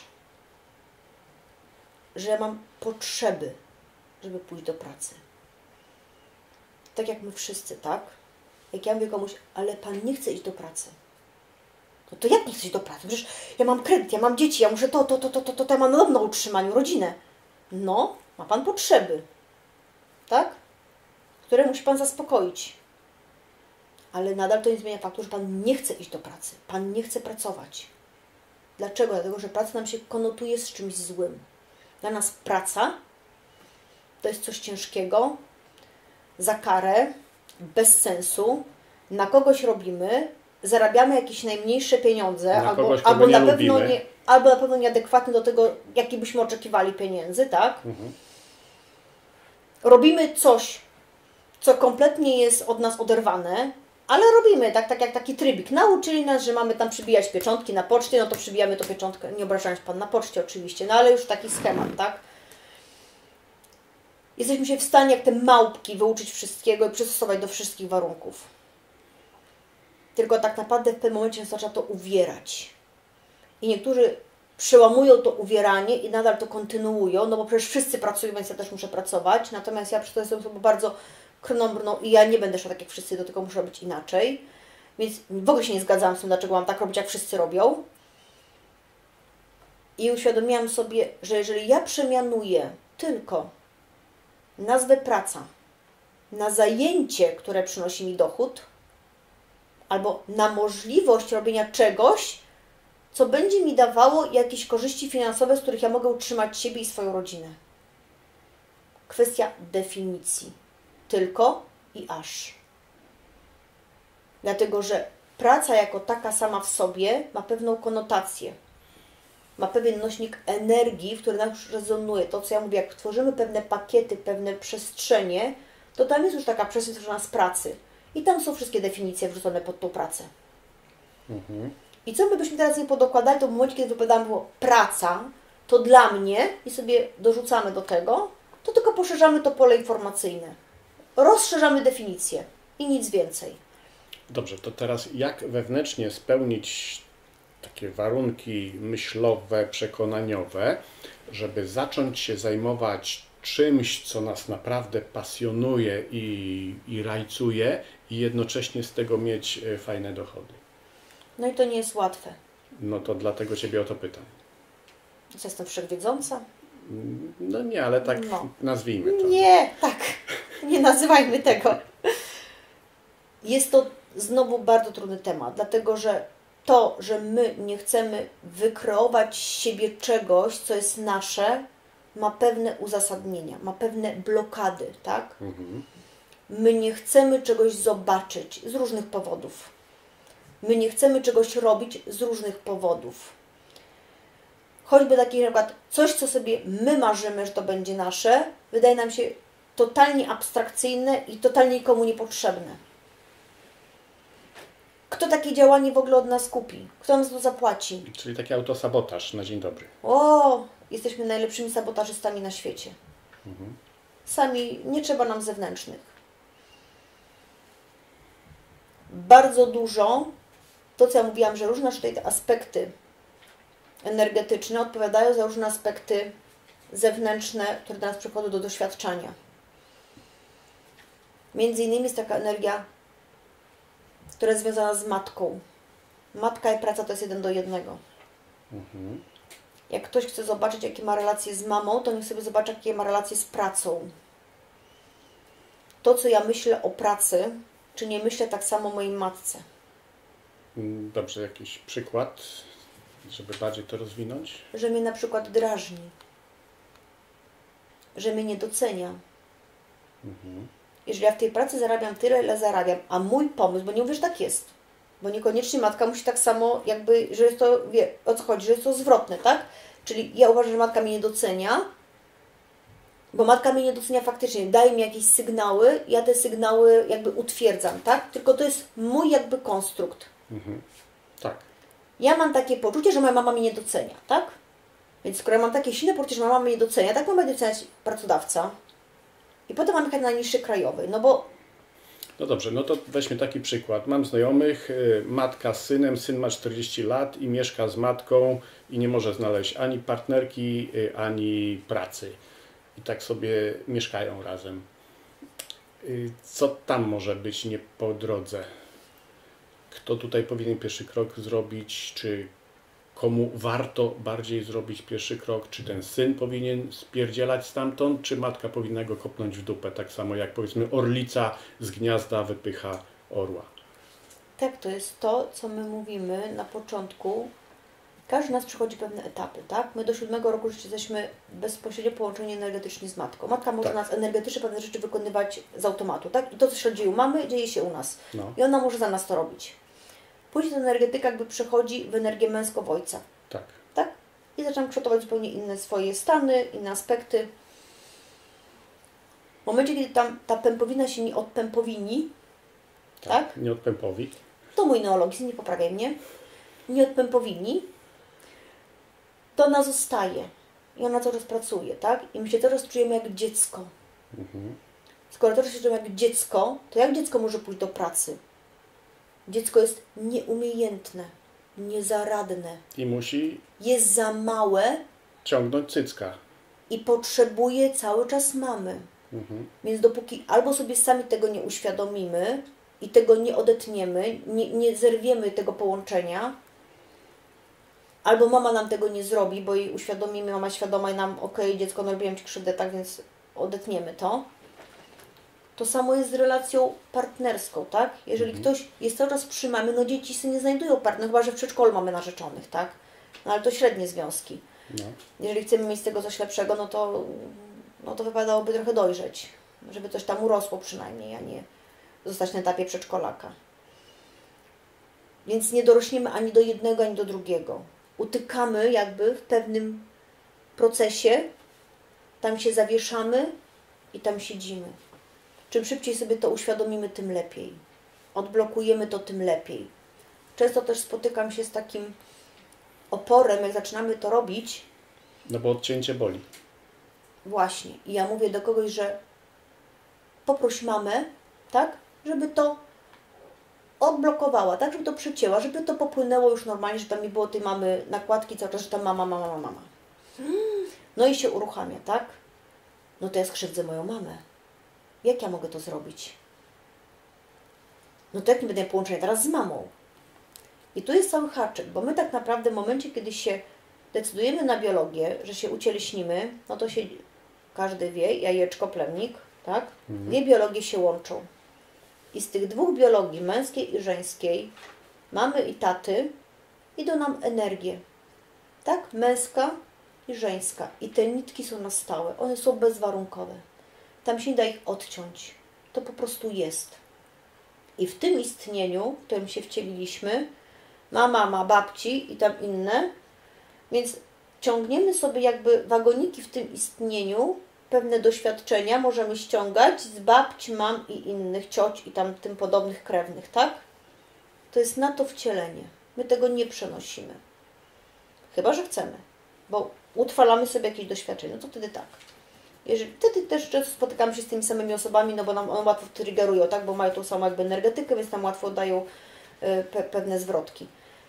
Natomiast to, czego się najbardziej obawiamy, że nam to umknie, że my to przerwiemy, że nagle jakąś stratę będziemy mieli, już jej nie odzyskamy, coś przetniemy, co jakby jest takie nasze bardzo pierwotne, takie prawdziwe, no to się mylimy. Tam się nie da nic przeciąć. To po prostu trzeba odblokować, żeby pozdejmować te takie szczypczyczki, które mamusia pozakłada, takie klamerki, bo jak ja tu przypilnuję, to będziesz bezpieczniejsze dziecko. Ty słuchaj mamy.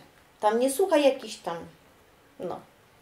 To mamusia niech sobie pozdejmuje te klipsiki i niech poprosić ją, żeby dała tą energię, że ona płynęła tyle, ile ma płynąć, tak? Niech ten kanał będzie drożny i niech płynie no limit. Wtedy będzie fiurgało wszędzie. Czyli tu jest kontrola nadmierna. Różne są powody. Kontrole, niekontrole, lęki różne rodziców, różne deficyty partnerskie mamy z mężem, tak, że nie udały się, więc ona jakby, jeżeli jest to tym bardziej mężczyzna, no to jakby przekłada obrazek idealnego mężczyzny, którego się nie spełnił w mężu na syna, tak? Wtedy jest ten syn, którym jest takim jakby partnerem tej matki, a nie synem. Tak. I jak on ma też sobie znaleźć partnerkę, skoro on cały czas jest partnerem mamy, tak naprawdę. Więc no, to jest bardzo mocno złożone. To wszystko trzeba po prostu usiąść z każdą osobą indywidualnie i rozpatrzyć, jak to wygląda. To nie jest tak, że to jest jakiś ogólnikowy, każdy tak ma. To jest bardzo osobnicze i te mamy też mają różne powody. Też nie ma jak tam obrzucać i jakoś tam ich, nie wiem, katować, że ty zła matka, bo to ze mnie robi, mam synka, czy tam jakiegoś bobka. Ona ma dobre intencje, ona nie wie, że nam tu coś ogranicza. Przez to, że mamy właśnie nieświadomość tego, jak że ta energia w ogóle płynie, że my ją ograniczamy przez to, że dajemy temu dziecku pewne deficyty w życiu, a przecież chcemy dla niego jak najlepiej, tak? Dobrze, to teraz przejdźmy do bardzo ważnego tematu, a mianowicie do roślin, do ducha roślin, energii roślin. Niektórzy, żeby sobie przyspieszyć, w cudzysłowie, przyspieszyć swój rozwój duchowy, wykorzystują różne substancje. No jeśli są to roślinne, to lepiej, jeśli chemiczne, to gorzej, tak można by to ocenić. Różne substancje do tego, żeby sobie różne portale pootwierać, żeby mieć wgląd, żeby coś zobaczyć. Jak to postrzegasz poprzez pryzmat ludzi, którzy do Ciebie przychodzą i mieli wcześniej różne przygody z różnymi takimi rzeczami? Najpierw powiem taki mały wstęp na temat ogólnie roślin, bo uważam, że jest bardzo ważny. Rośliny w materii są po to, na naszej przestrzeni, w planecie Ziemia, nie po to, że nam dekorować tutaj scenarię, tylko po to, żeby ułatwiać nam doświadczanie i procesowanie pewnych rzeczy. Energie naturalne, takie jak rośliny, minerały, czy wszystkie żywioły, które mamy, powietrze, ogień, woda, no i ziemia, są naturalnymi, bardzo silnymi energiami. Przez to, że nie są przetwarzane przez człowieka, tylko są czystą energią,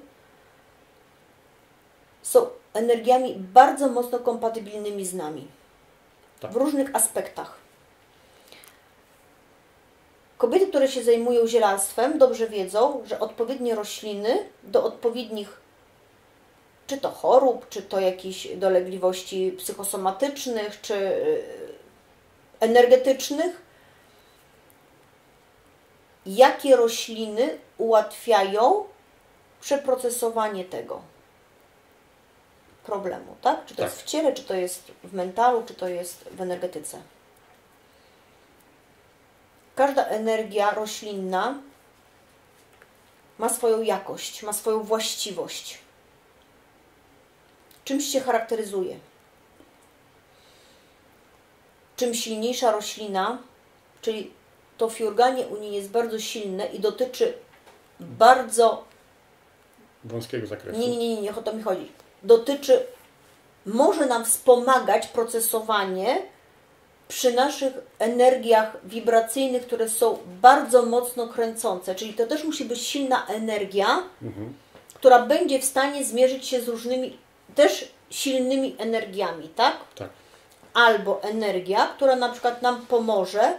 Mamy dużo takich wolnofiurgałek, które już się tak nagromadziły się ich tam dużo, zrobiła się taka impreza towarzyska, to potrzebujemy takiej solidnej młotka. Takiej, nie niszczymy, nikogo nie walimy po głowie. Szukamy takiej energii silnej, która będzie w stanie otulić całą tą imprezę i ją na chwilę odciągnąć, odseparować od nas, żeby przyjrzeć się, w czym leży problem. I czym te energie są silniejsze w takim działaniu, w takim czynieniu, tym bardziej oczekują od nas wiedzy i poszanowania w posługiwaniu się nimi i odpowiedzialności. Bardzo ważne słowo. Tak. Nie możemy sobie do roślin podchodzić jak do atrakcji. Bardzo często spotykam się z osobami, które korzystają z tak zwanych ceremonii ayahuaski. Z jednej strony nie dziwię się tym osobom, bo to są osoby, które są pogubione, mają jakieś swoje rzeczy, które sobie odkryły, że mają, nie potrafią sobie z nimi poradzić, więc szukają ludzi takich, którzy im ułatwią przepracowanie, uporanie się z czymś tam albo uwolnienie się od czegoś. I zrozumienie siebie, powiedzmy. Też. Znaczy pewnie tego siebie rozumieją, skoro wiedzą, że coś tam w nich nie tak burczy, tak? No. Coś tam im przeszkadza. I traktują te ceremonie i tą roślinę jak odkurzacz, która ma im wyssać, tak? Oni mają wrażenie, że oni tam pójdą, położą się, tam im puszcza jakąś muzyczkę, zapalą kadzidełka, świece, no i się będzie działo, tak? No i się dzieje. Bo po pierwsze, jakby nie chciałabym być źle zrozumiana, że ktoś mi to dyskredytował, że tutaj najeżdżam, że ktoś tutaj sobie jakieś ceremonie, tak? I że one są B i tak dalej.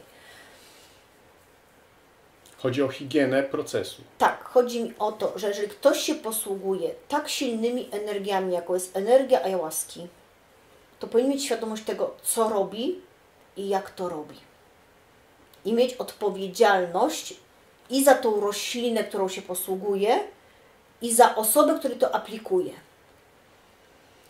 Pomijając tam tych wszystkich w Amerykach, Peru i tak dalej, tych wszystkich, którzy tam się zajmują tym, czy oni teraz to robią czysto, czy nieczysto, czy oni to robią zgodnie z zasadami jakby rytuału pewnego i wiedzą, jak ten proces przeprowadzić, czy nie. Tutaj do nas przyjeżdżają nie wiadomo kto. Wystarczy, że jest z Peru. I już to dobrze brzmi, bo jest stamtąd, tak? To tak jak pojedzie Polak do Ameryki, będzie pierogi miał robić, tak? Bo on jest Polak i umie robić pierogi, albo bigosу gotować. No gratuluję. Więc jeżeli ktoś tak uważa, że ściągnie sobie kogoś, osobnika z tamtego i on przywiezie coś, co twierdzi, że to jest ayahuasca i on tutaj położy teraz hurtem ludzi na sali i będzie im robił oczyszczanie, jeszcze mówi do nich, musicie w tym zostać sami ze sobą, no to po prostu nic dodać, nic ująć. Jak można człowieka, który nie ma świadomości, bo o ile pracujemy we własnej jakby przestrzeni kulturowej, tak, gdzie my znamy tą roślinę, wiemy, jak się posługiwać tą rośliną, pracujemy z energiami na co dzień tak naprawdę, żyjemy blisko nich, to my się tym umiemy posługiwać. I nadal szaman, ta osoba, która nam prowadzi ceremonię, on tą osobę prowadzi. On wcześniej z nią rozmawia, on ją zna i on wie, jakich energii się może po niej spodziewać, co tam z tej osoby może wyjść, tak? I wie, jak tymi energiami się pokierować, żeby ten proces doszedł bezpiecznie do końca. Żeby ta osoba faktycznie uwolniła się od tego, co się ma uwolnić. W momencie, kiedy my zażywamy sobie taką czy inną substancję, tak frywolnie, z ciekawości choćby nawet, rekreacyjnie, to tak naprawdę robimy sobie coś takiego, że otwieramy sobie pewną przestrzeń i robimy otwartą imprezę. I czym więcej jest osób do takiej ceremonii, tym jest fajniej, bo jest więcej, tak? Ciekawiej. No i teraz, jeżeli mówię, to co mamy w sobie takie tak? A kolegi tam gdzieś z drugiego końca sali albo koleżanki gdzieś tam z rogu ma podobne coś, aż teraz zrobiła impreza otwarta, no to... Sex party. No mamy tak. Bez ograniczeń mamy. Mało tego, ta roślina jest o tyle dumna, że jeżeli jej się nie szanuje, tylko się ją tak używa tak lekkomyślnie, tak bez pokierowania takiego dosłownie, co masz zrobić, jak masz zrobić, teraz to, teraz tak, w odpowiednim rytmie. Czyli intencja. Też. No to ona będzie robiła, co będzie chciała. Tak, no ja Wam pokażę. O, to się zabawimy. Będzie impreza. Chcecie imprezy? Będzie impreza. O, jak się ubawimy. To jest tak, jakbyśmy sobie wzięli zwierzę, psa jakiegoś rasy takiej, wiemy, że może pod niewłaściwą ręką być agresywna, tak?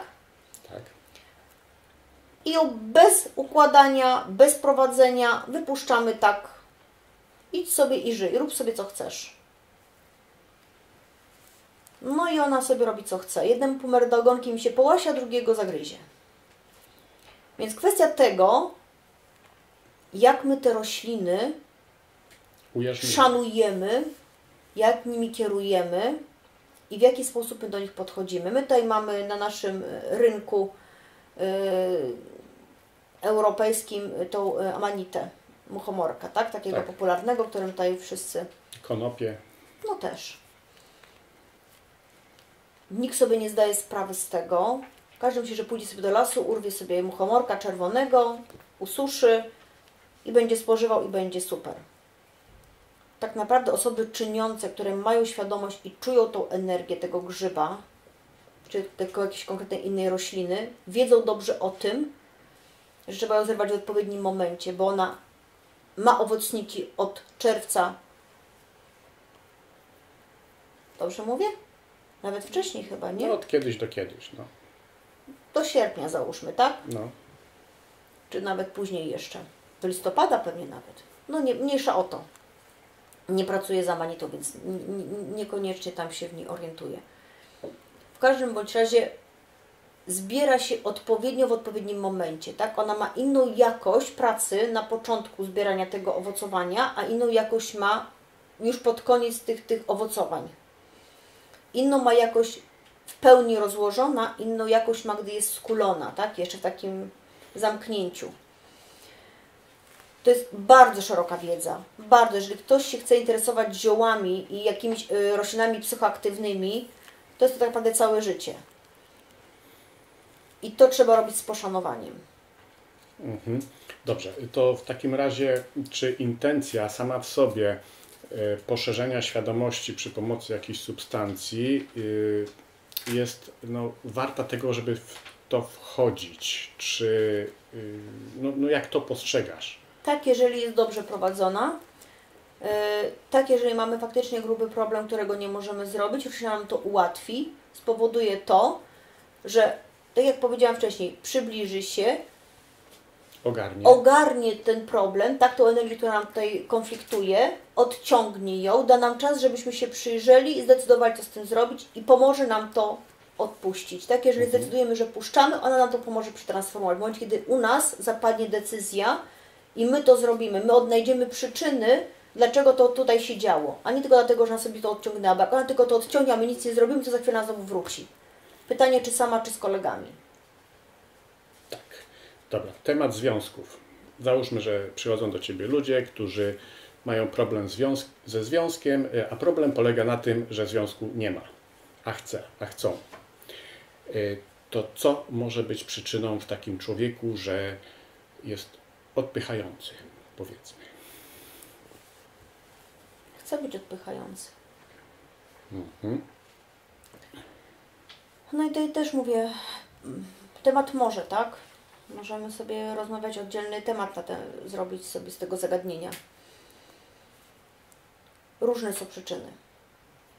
Są przyczyny seksualne, są przyczyny związane z blokadą energetyki, związaną z tym, że w poprzednich naszych istnieniach mamy takie, nie inne wspomnienia z doświadczeń męsko-żeńskich i jakby pamięć jest tak głęboka, że my, pomimo tego, że tutaj obecnie możemy mieć potrzebę, żeby mieć kogoś blisko siebie, no bo przecież potrzebujemy kogoś bliskiego, jesteśmy człowiekami socjalizującymi się i stadnymi, więc potrzebujemy drugiego ludka. Natomiast jest tak głęboko w nas to rezonujące, że ktokolwiek do nas będzie przytomny, będziemy go odpychać. Albo możemy mieć z tego życia już takie doświadczenia z partnerami jakimiś wcześniejszymi, z chłopakami gdzieś tam w szkole, które nam się wydają teraz trywialne, że to była jakaś tam przelotna tylko znajomość, albo jakaś platoniczna, albo jakaś tam jeszcze inna, mniej lub bardziej zaangażowana, która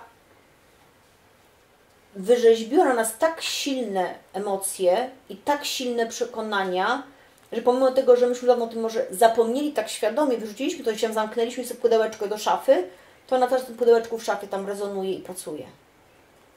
I tak naprawdę to coś wewnątrz działa, a tak. nie zewnętrzne chcieństwo. Nie, to z zewnątrz to jest tylko odbicie tego, co jest w nas.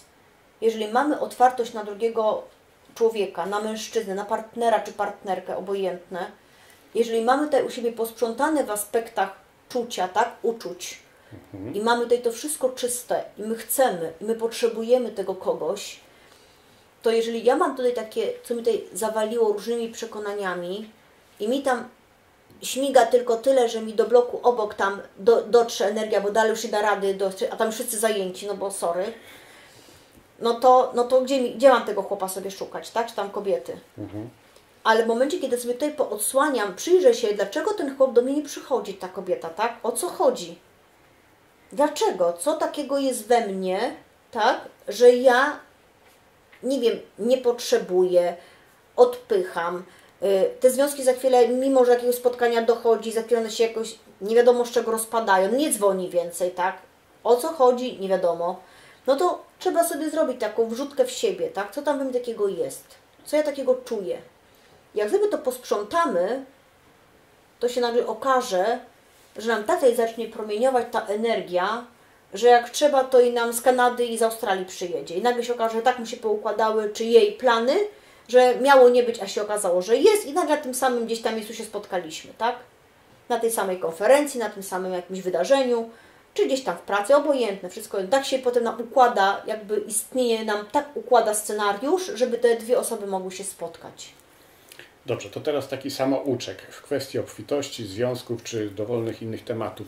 Jak sobie z samego siebie przejrzeć, przeglądnąć, zidentyfikować, zdiagnozować bez potrzeby kontaktowania się z fachowcami w tej dziedzinie? No i tu jest problem. A mianowicie, jest to najprostsza rzecz i najbardziej przeze mnie pożądana, żeby tak się działo, żeby każdy robił sobie sam. Żebyśmy byli takimi autodoktorami, którzy potrafią sobie znaleźć wszystko, co w nas jest, co nam tam uwiera, przeszkadza, blokuje i sobie to odłączyć. Tak jak w powiedzeniu, zrób sobie dobrze sam. No dokładnie, zrób sobie sam dobrze, tak. Natomiast przez to, że mamy taką świadomość, a nie inną, przez to, że nie mamy w ogóle świadomości, jak się poruszać w tym wszystkim, to nie bardzo potrafimy cośkolwiek samemu zrobić. Jest w tej chwili mnóstwo materiałów, tak? Są warsztaty, są książki. Po prostu szukać. Szukać tego, co jest moje. Szukać takiej techniki, szukać takiej metody, która do mnie przemawia. Którą ja uważam, że jest skuteczna. Bo jeżeli ja będę sabotowała tą metodę albo technikę, albo jakąś filozofię, cokolwiek, to nic nie zadziała. To znaczy, coś we mnie się broni przed tym czymś. Albo sabotuje.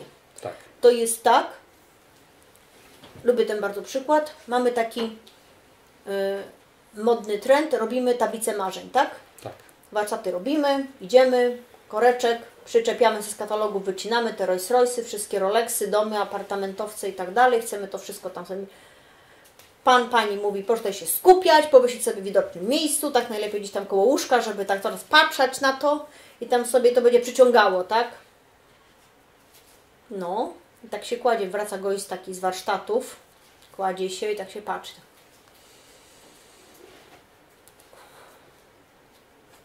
Kredyt. No z takim podejściem to nic nie zrobisz. A myślisz, że takich nie mają podejść? Po co oni idą?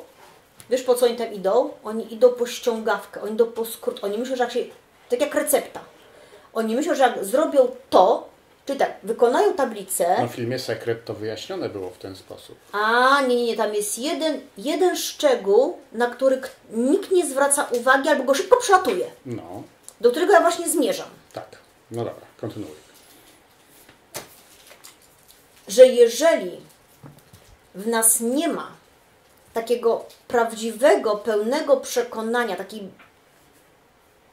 bezwarunkowej wiedzy, wiary w to, że to do mnie przyjdzie, to choćby sobie zrobił 40 tablic i nie się nie przyglądał, to nic nie przyjdzie.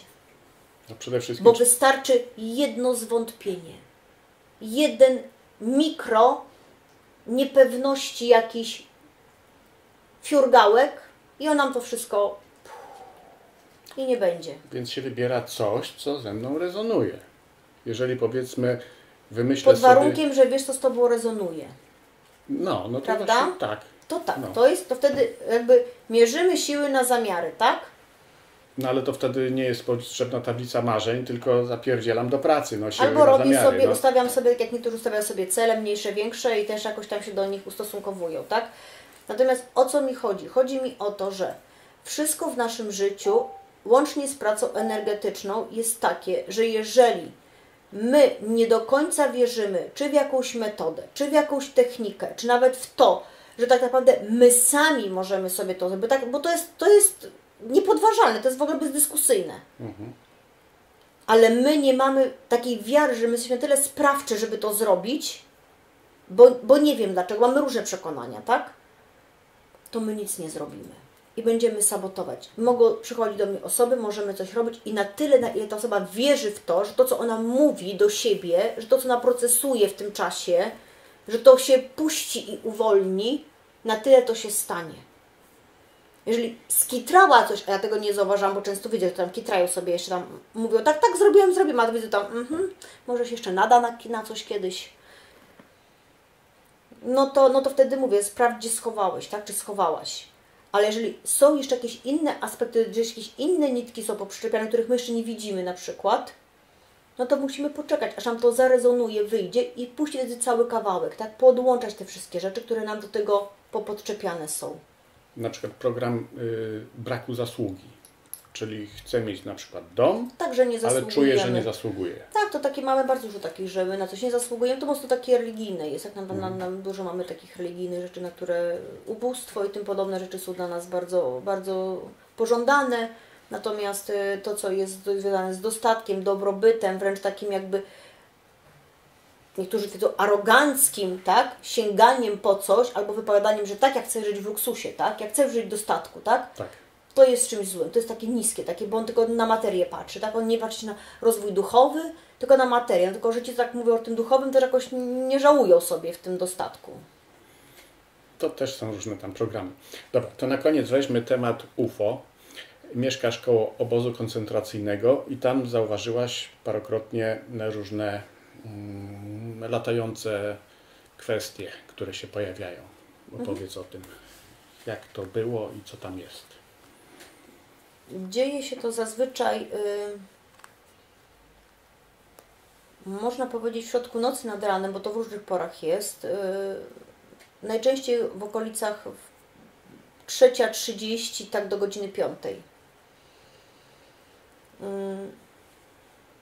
Są to obiekty świetlne, że od mojego okna do jakby przestrzeni tej majdankowej jest około plus minus 300 metrów, no to nie jestem jakby w stanie ocenić dokładnie co to, chociaż przez lornetkę patrzyłam, ale to tak nie do końca, bo to jest takie bardzo mocno mieniące się, więc nie bardzo można to uchwycić jakąś formę, jakiś kształt tego.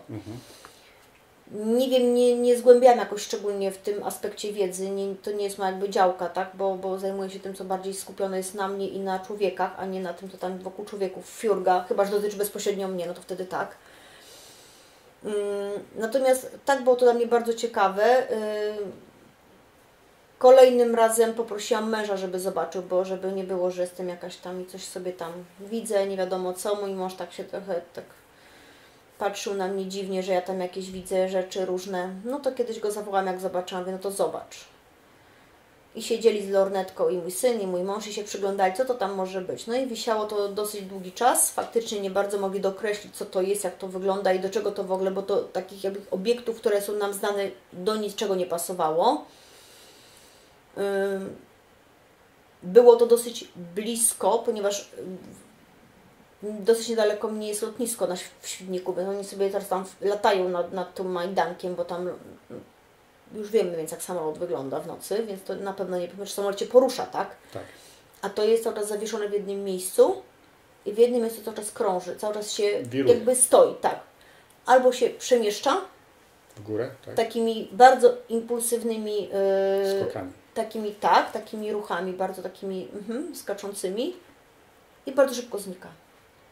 Tak jak zobaczyłam, tak rozbłysk świetlny. Nie, to jest jakby się pojawiło i nagle tak jakby w ogóle się rozpłynęło, nie ma. Tak jakby się otworzył jakiś portal i weszło, tak? Tam nie ma błysku, po prostu jakby to się wchłonęło w coś. Słuchając kiedyś Twojego wywiadu z Maxem, usłyszałam pewną informację, że Majdanek jako przestrzeń sama w sobie jest pewnego rodzaju anteną. Kompletnie mi to nic nie mówiło. Rzuciłam sobie Google Earth, tak? Mapa. No i zobaczyłam. Szybko mi się poukładały pewne elementy. Wygląda trochę jak antena. Nawet nie trochę, tylko jak antena. Taka zbiorczo-nadawcza. Przez to, że tam było bardzo dużo cierpienia, no bo z racji funkcji tego miejsca, Nadal jest to kontynuowane, ponieważ po przeciwnej stronie obozu tego muzeum jest nadal cmentarz komunalny, więc mamy nadal do czynienia z cierpieniem, żalem i tymi wszystkimi uczuciami, które są bardzo, bardzo, bardzo takie pogrążające. Sam fakt, że na jednym końcu jest pomnik, który przypomina Saturn, nawet był pokryty taką miedzianą, tymi miedzianymi blachami. One już teraz spadniały, więc takie są już nie takie ładne, świecące. Ciągnie się długi na sam koniec obozu chodnik i na przeciwnym jego krańcu jest kolejny pomnik, który wygląda trochę jak taka antena zakrzywiona. Kamienny pomnik, tak? Tak. A wszystkie alejki, które przebiegają, układają się w taki wężyk. No, jest to rodzaj anteny. No tak. Mówię, jakoś tego szczególnie tam nie wnikałam w to, nie moja jakby branża, więc nie. Poza tym mam łatwość mówienia o czymś, że ktoś mi zadaje pytania i wie, o co mnie pyta, tak? I ja wtedy, ja rozumiem pytanie. Do czego służy ta antena? Myślę, że z tego, co sobie tam poczułam, tak? Pod tą ziemią, pod tą przestrzenią mieszczą się pewne bazy. Tak? Nadal funkcjonujące? Czy czas Myślę, przeszły? że tak. Nie, myślę, że funkcjonują cały czas. Myślę, że cały czas funkcjonują i myślę, że cały czas się intensywnie karmią tymi, zasilają tymi energiami, które cały czas tam przychodzą do nich, tak? Dobrze, tam jest mnóstwo jeszcze energii, które nie odeszły. Tam podobno było już wykonywanych kilka rytuałów takich, żeby te osoby, te dusze stamtąd odesłać, tak? Żeby one tam się nie błąkały po tym Majdanku. No mi tam koło domu trochę lata jeszcze, więc tak średnio widzę, żeby to się powiodło. Nie wiem, ile tam tak naprawdę udało się Czy to zrobić. zostało zorganizowane, ta baza, przez ludzi, ziemian, czy przez kogoś z zewnątrz? Nie, myślę, że to są energie zupełnie z innych wymiarów. To nie są ręce ludzkie. Dobrze, a z czyjej inspiracji to zostało tak zorganizowane? Nie mam bladego pojęcia. Jeżeli pytasz mnie jakąś konkretną nazwę, żebym wymieniła jakiegoś kogoś... No dobrze, to rzucę nazwę reptilianie chociażby. Bardzo prawdopodobne, aczkolwiek myślę, że oni są tam bardziej wykonawcami niż inicjatorami tego. Okej. A Homo capensis? Tacy z długimi czaszkami. Myślę, że pewne technologie też mogliby od nich, ale jakoś tam nie widzę takich istot tam. Dobrze. Owszem, z technologii... O co mi jeszcze chodzi? Chodzi o to, że ja to zobaczyłam tak, że to nie jest tak jakbyśmy teraz nie wykopali sobie dołek, załóżmy 15 metrów ziemi i znajdziemy sobie klapkę do bazy, tak? I wejdziemy tam. Tak, no ja rozumiem, to jest energetyczne bardziej, tak. Tak, to jest tak jak ja mówię, że są te wymiary, tak, które mają nieskończoność tych potem mnożenia się i rozmnażania, takiego rozwijania kolejnych przestrzeni, tak jakbyśmy weszli w jedną kieszonkę, to w tej kieszonce są kolejne i w tamtej i w następnej są w nieskończoność. Tak? I tak samo tutaj mamy jakąś przestrzeń materii, i my w tej przestrzeni funkcjonujemy, mamy jakieś obrazy, jakieś iluzje, mamy hologramy pewnych rzeczy, tak? I pod tymi hologramami jest kolejna jakby równoległa przestrzeń, która funkcjonuje cały czas, tak? Która pracuje. Dobrze, to inne pytanie podobne. Czy pod innymi obozami koncentracyjnymi też również te technologie zostały zainstalowane? Nie mam pojęcia, nie sprawdzałam, nie wchodziłam w to. Domniemam, że tak, no bo dlaczego nie? A jaki był bardziej globalny zamysł organizowania tych obozów? Pytasz o energetykę i o wymiar tamtych istot, po co one to zrobiły? Czy pytasz mnie o ludzi, po co to zrobili? Tamtych, bo to jest ich pierwotna intencja, po coś zainspirowali tych ludzi, żeby to wszystko organizowali. No tak, po pierwsze pewien zespół sobie czerpie z tego do tej pory korzyści, ponieważ zrobili siebie ofiarami głównymi tych jakby struktur, tak, które tam powstawały, więc była to ogromna manipulacja, poświęcili ileś tam ludzi po to, żeby teraz spijać śmietankę i żeby to energia teraz była zasilana tam. Tak. Natomiast po co zrobiły te energie? Myślę, że cały czas ściągają pewne potencjały informacyjne, cały czas zdobywają to, w jaki sposób mogą na nas wpływać. Dużo osób, może nie wiem, czy dużo nie chcę kategoryzować jakoś, bo to jest niesprawiedliwe, ale wielokrotnie miałam do czynienia z ludźmi, no właśnie, ludźmi, nie ludźmi, tak? Bo ja w tej osobie słabo widzę energię. Dla mnie człowiek, taka definicja, to jest to źródło, tak. To jest to źródło plus te dominanty, które mamy do tych różnych aspektów, tak? Te nasze, co ja mówiłam na początku. To, jak dużo mamy kontaktu ze źródłem, tak? Możemy sobie sprawdzić, tak? Jaka jest przepływowość informacji źródło ja, tak? Czyli mój mental, ja świadomie o coś pytam, wysyłam informację i jakoś szybko dostaję zwrotkę. I jak to źródło na mnie wpływa, tak? Jak ono mnie chroni, czy jak ono mnie informuje o pewnych rzeczach, albo wiadomo o co chodzi. Jak ja sobie nie zrzucam, albo ktoś przychodzi do mnie z jakąś konkretną osobą, żeby coś tam na coś popatrzeć i żeby jakoś pewien problem rozwiązać, ja w tych ludziach praktycznie nie widzę tego źródła. Czyli brakuje człowieka w człowieku. Tak, to takie dla mnie trochę jak zombie. Tam jest taki zlepek różnych energii, przeróżnych energii, które niekoniecznie są zgodne z tą definicją, którą ja mam, że to jest człowiek, tak? Aczkolwiek wygląda biologicznie jak człowiek. Jeżeli ktoś by mnie zapytał, czy wierzę w to, że chodzą po ziemi reptilianie, tak. Tak. Poniekąd, przez to, że my o tym mówimy, zasilamy tamto pole i doprecyzowujemy cały czas ich, jak oni mają wyglądać. Nas uważnie słuchają, tak? Skorośmy stworzyli poniekąd ich w jakiś tam sposób, tak? No bo oni jakby bardzo złożony sposób powstawania ich, tak? Skąd oni się w ogóle wzięli. Natomiast my dalej jakby doprecyzowujemy. Swoim mentalem, zasilając naszą energią, zasilając naszymi lękami, naszymi różnymi rzeczami. Oni z tego szczytują, tak? Czego my się boimy, jakie mamy słabości, jakie mamy różne rzeczy. Wtedy mogą nami łatwo manipulować i różne rzeczy dzięki temu sobie podoświadczać, tak? Tak, są to istoty, które mogą przybierać różne postaci, niekoniecznie człowiekowe. Różne. Ale ja bym się ich jakoś tam specjalnie nie bała, bo to też takie, czasami oglądam i to jest takie robienie, ludzi się straszy i każdy taki ma potem taki diabełek, lęki. Tak, robimy kolejne zagrożenie, że tutaj na nas coś czyha, będą nas tutaj teraz odmózgowiać i w ogóle nie wiadomo co, bo tutaj na nasze cudowne, świetne uczucia czyhają. No tak trochę nie jest, oni tak naprawdę niekoniecznie mają takie zamysły. Poza tym, to co mówię fundamentalne, jak przy nas nie ma tego, no to nie zrezonuje, nie przyciągnie. Tak jak się w tym nie grzebiemy, nie szukamy na siłę kolegów i nie zaglądamy na siłę w miejsca, gdzie nie powinniśmy zaglądać, bo nie wiemy po co zaglądamy i do czego nam to. Robimy sobie wycieczki krajoznawcze, nie wiem po co. No to tak mamy, że potem wycieczek przywozimy różne tam. Jak latamy do Afryki nieszczepieni, też sobie przywozimy, nie? Tak. No to... Dobra, no to teraz, bo trudno jest mówić o przyszłości, natomiast łatwiej jest mówić o potencjale dotyczącym przyszłości, który istnieje obecnie. To jakbyś tak spojrzała z góry na Polskę, to co mamy w tej chwili w Polsce i dokąd zmierzamy? Wiesz, dlaczego się nie lubiłam? Ciekawe pytanie.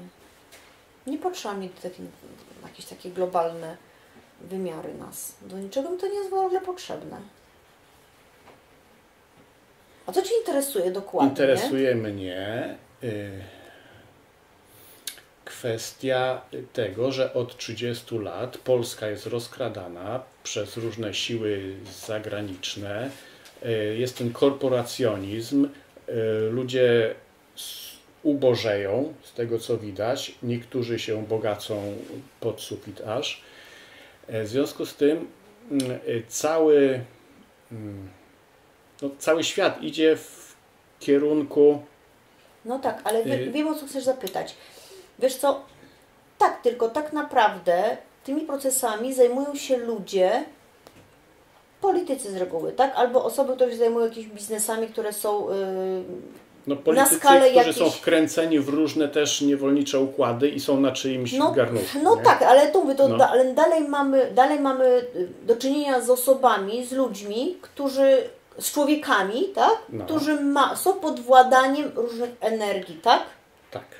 No właśnie, więc teraz pytanie, jeżeli oni chcą to robić, tak? Albo jeżeli w tych człowiekach nie ma człowieka, to co wcześniej mówiliśmy przed chwilą, tak? Tylko Tak. są te różne energie, które po prostu nim zawiadują jako postacią ludzką, tak? Werbalizują, czyli my widzimy człowieka, a tak naprawdę pod spodem jest zupełnie coś innego, tak? Jest zupełnie albo zbiorowisko różnych energii, albo jedna konkretna energia, tak? Tak.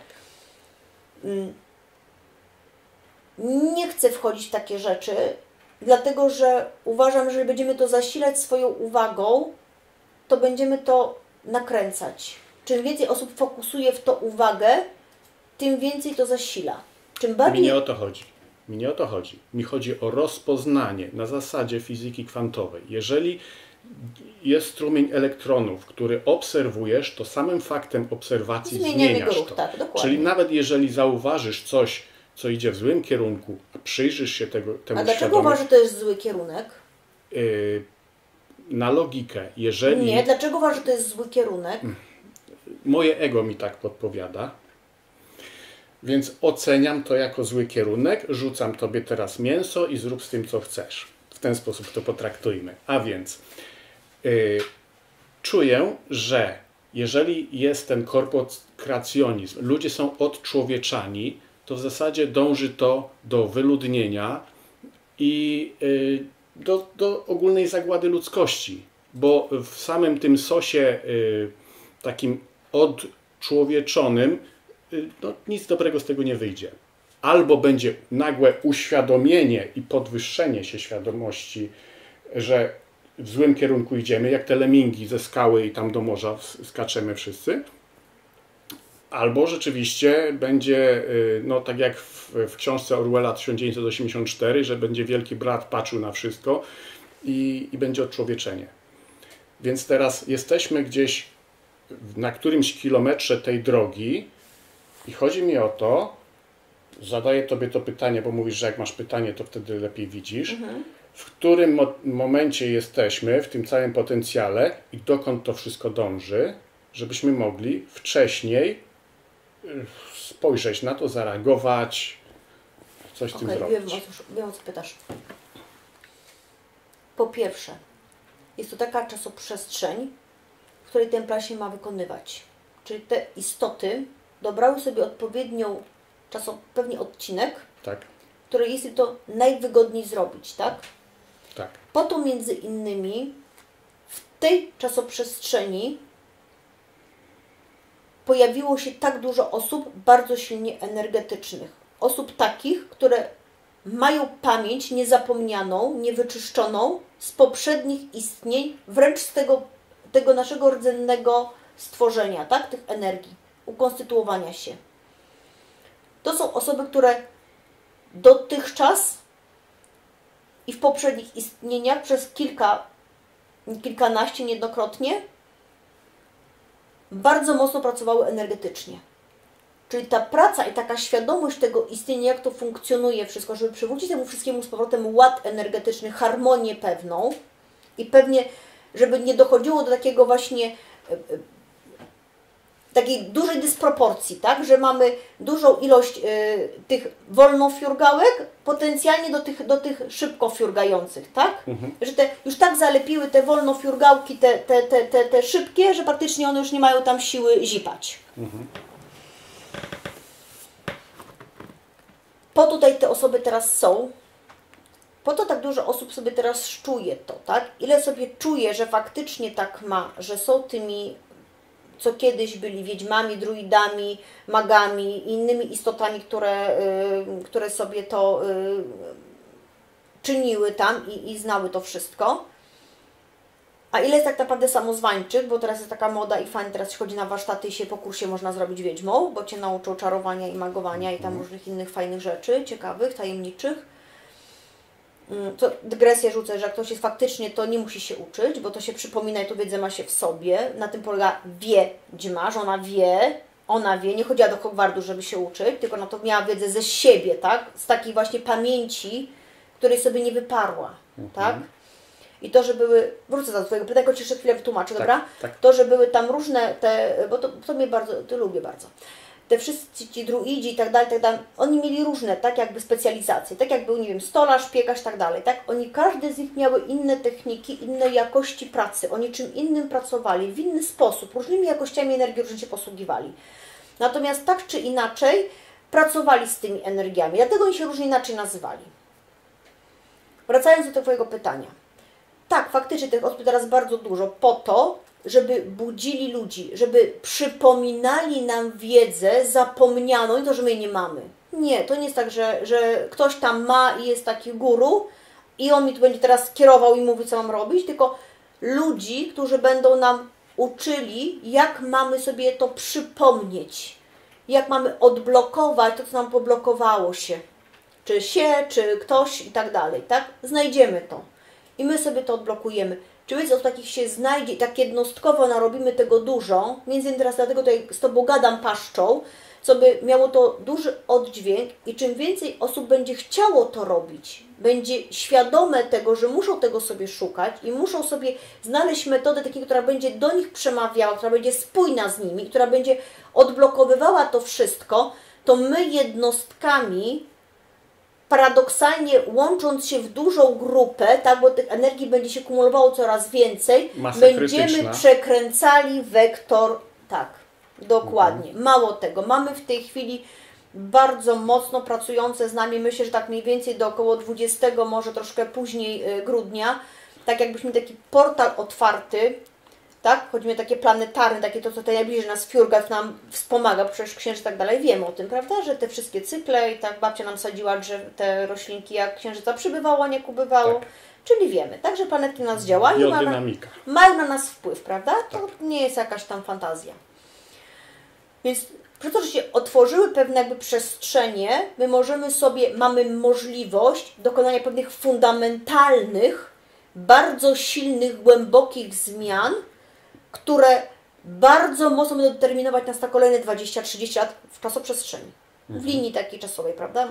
Jak żyje ktoś tam ważny, jest linia czasowa.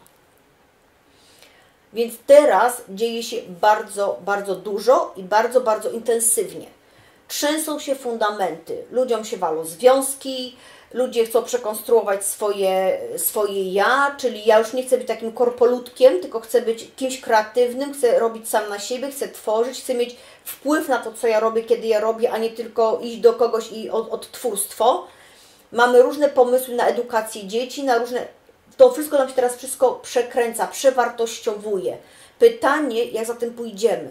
I czy podążymy z tym, i czy odważymy się odpowiedzialnie i wyszliśmy tę odpowiedzialność tych zmian.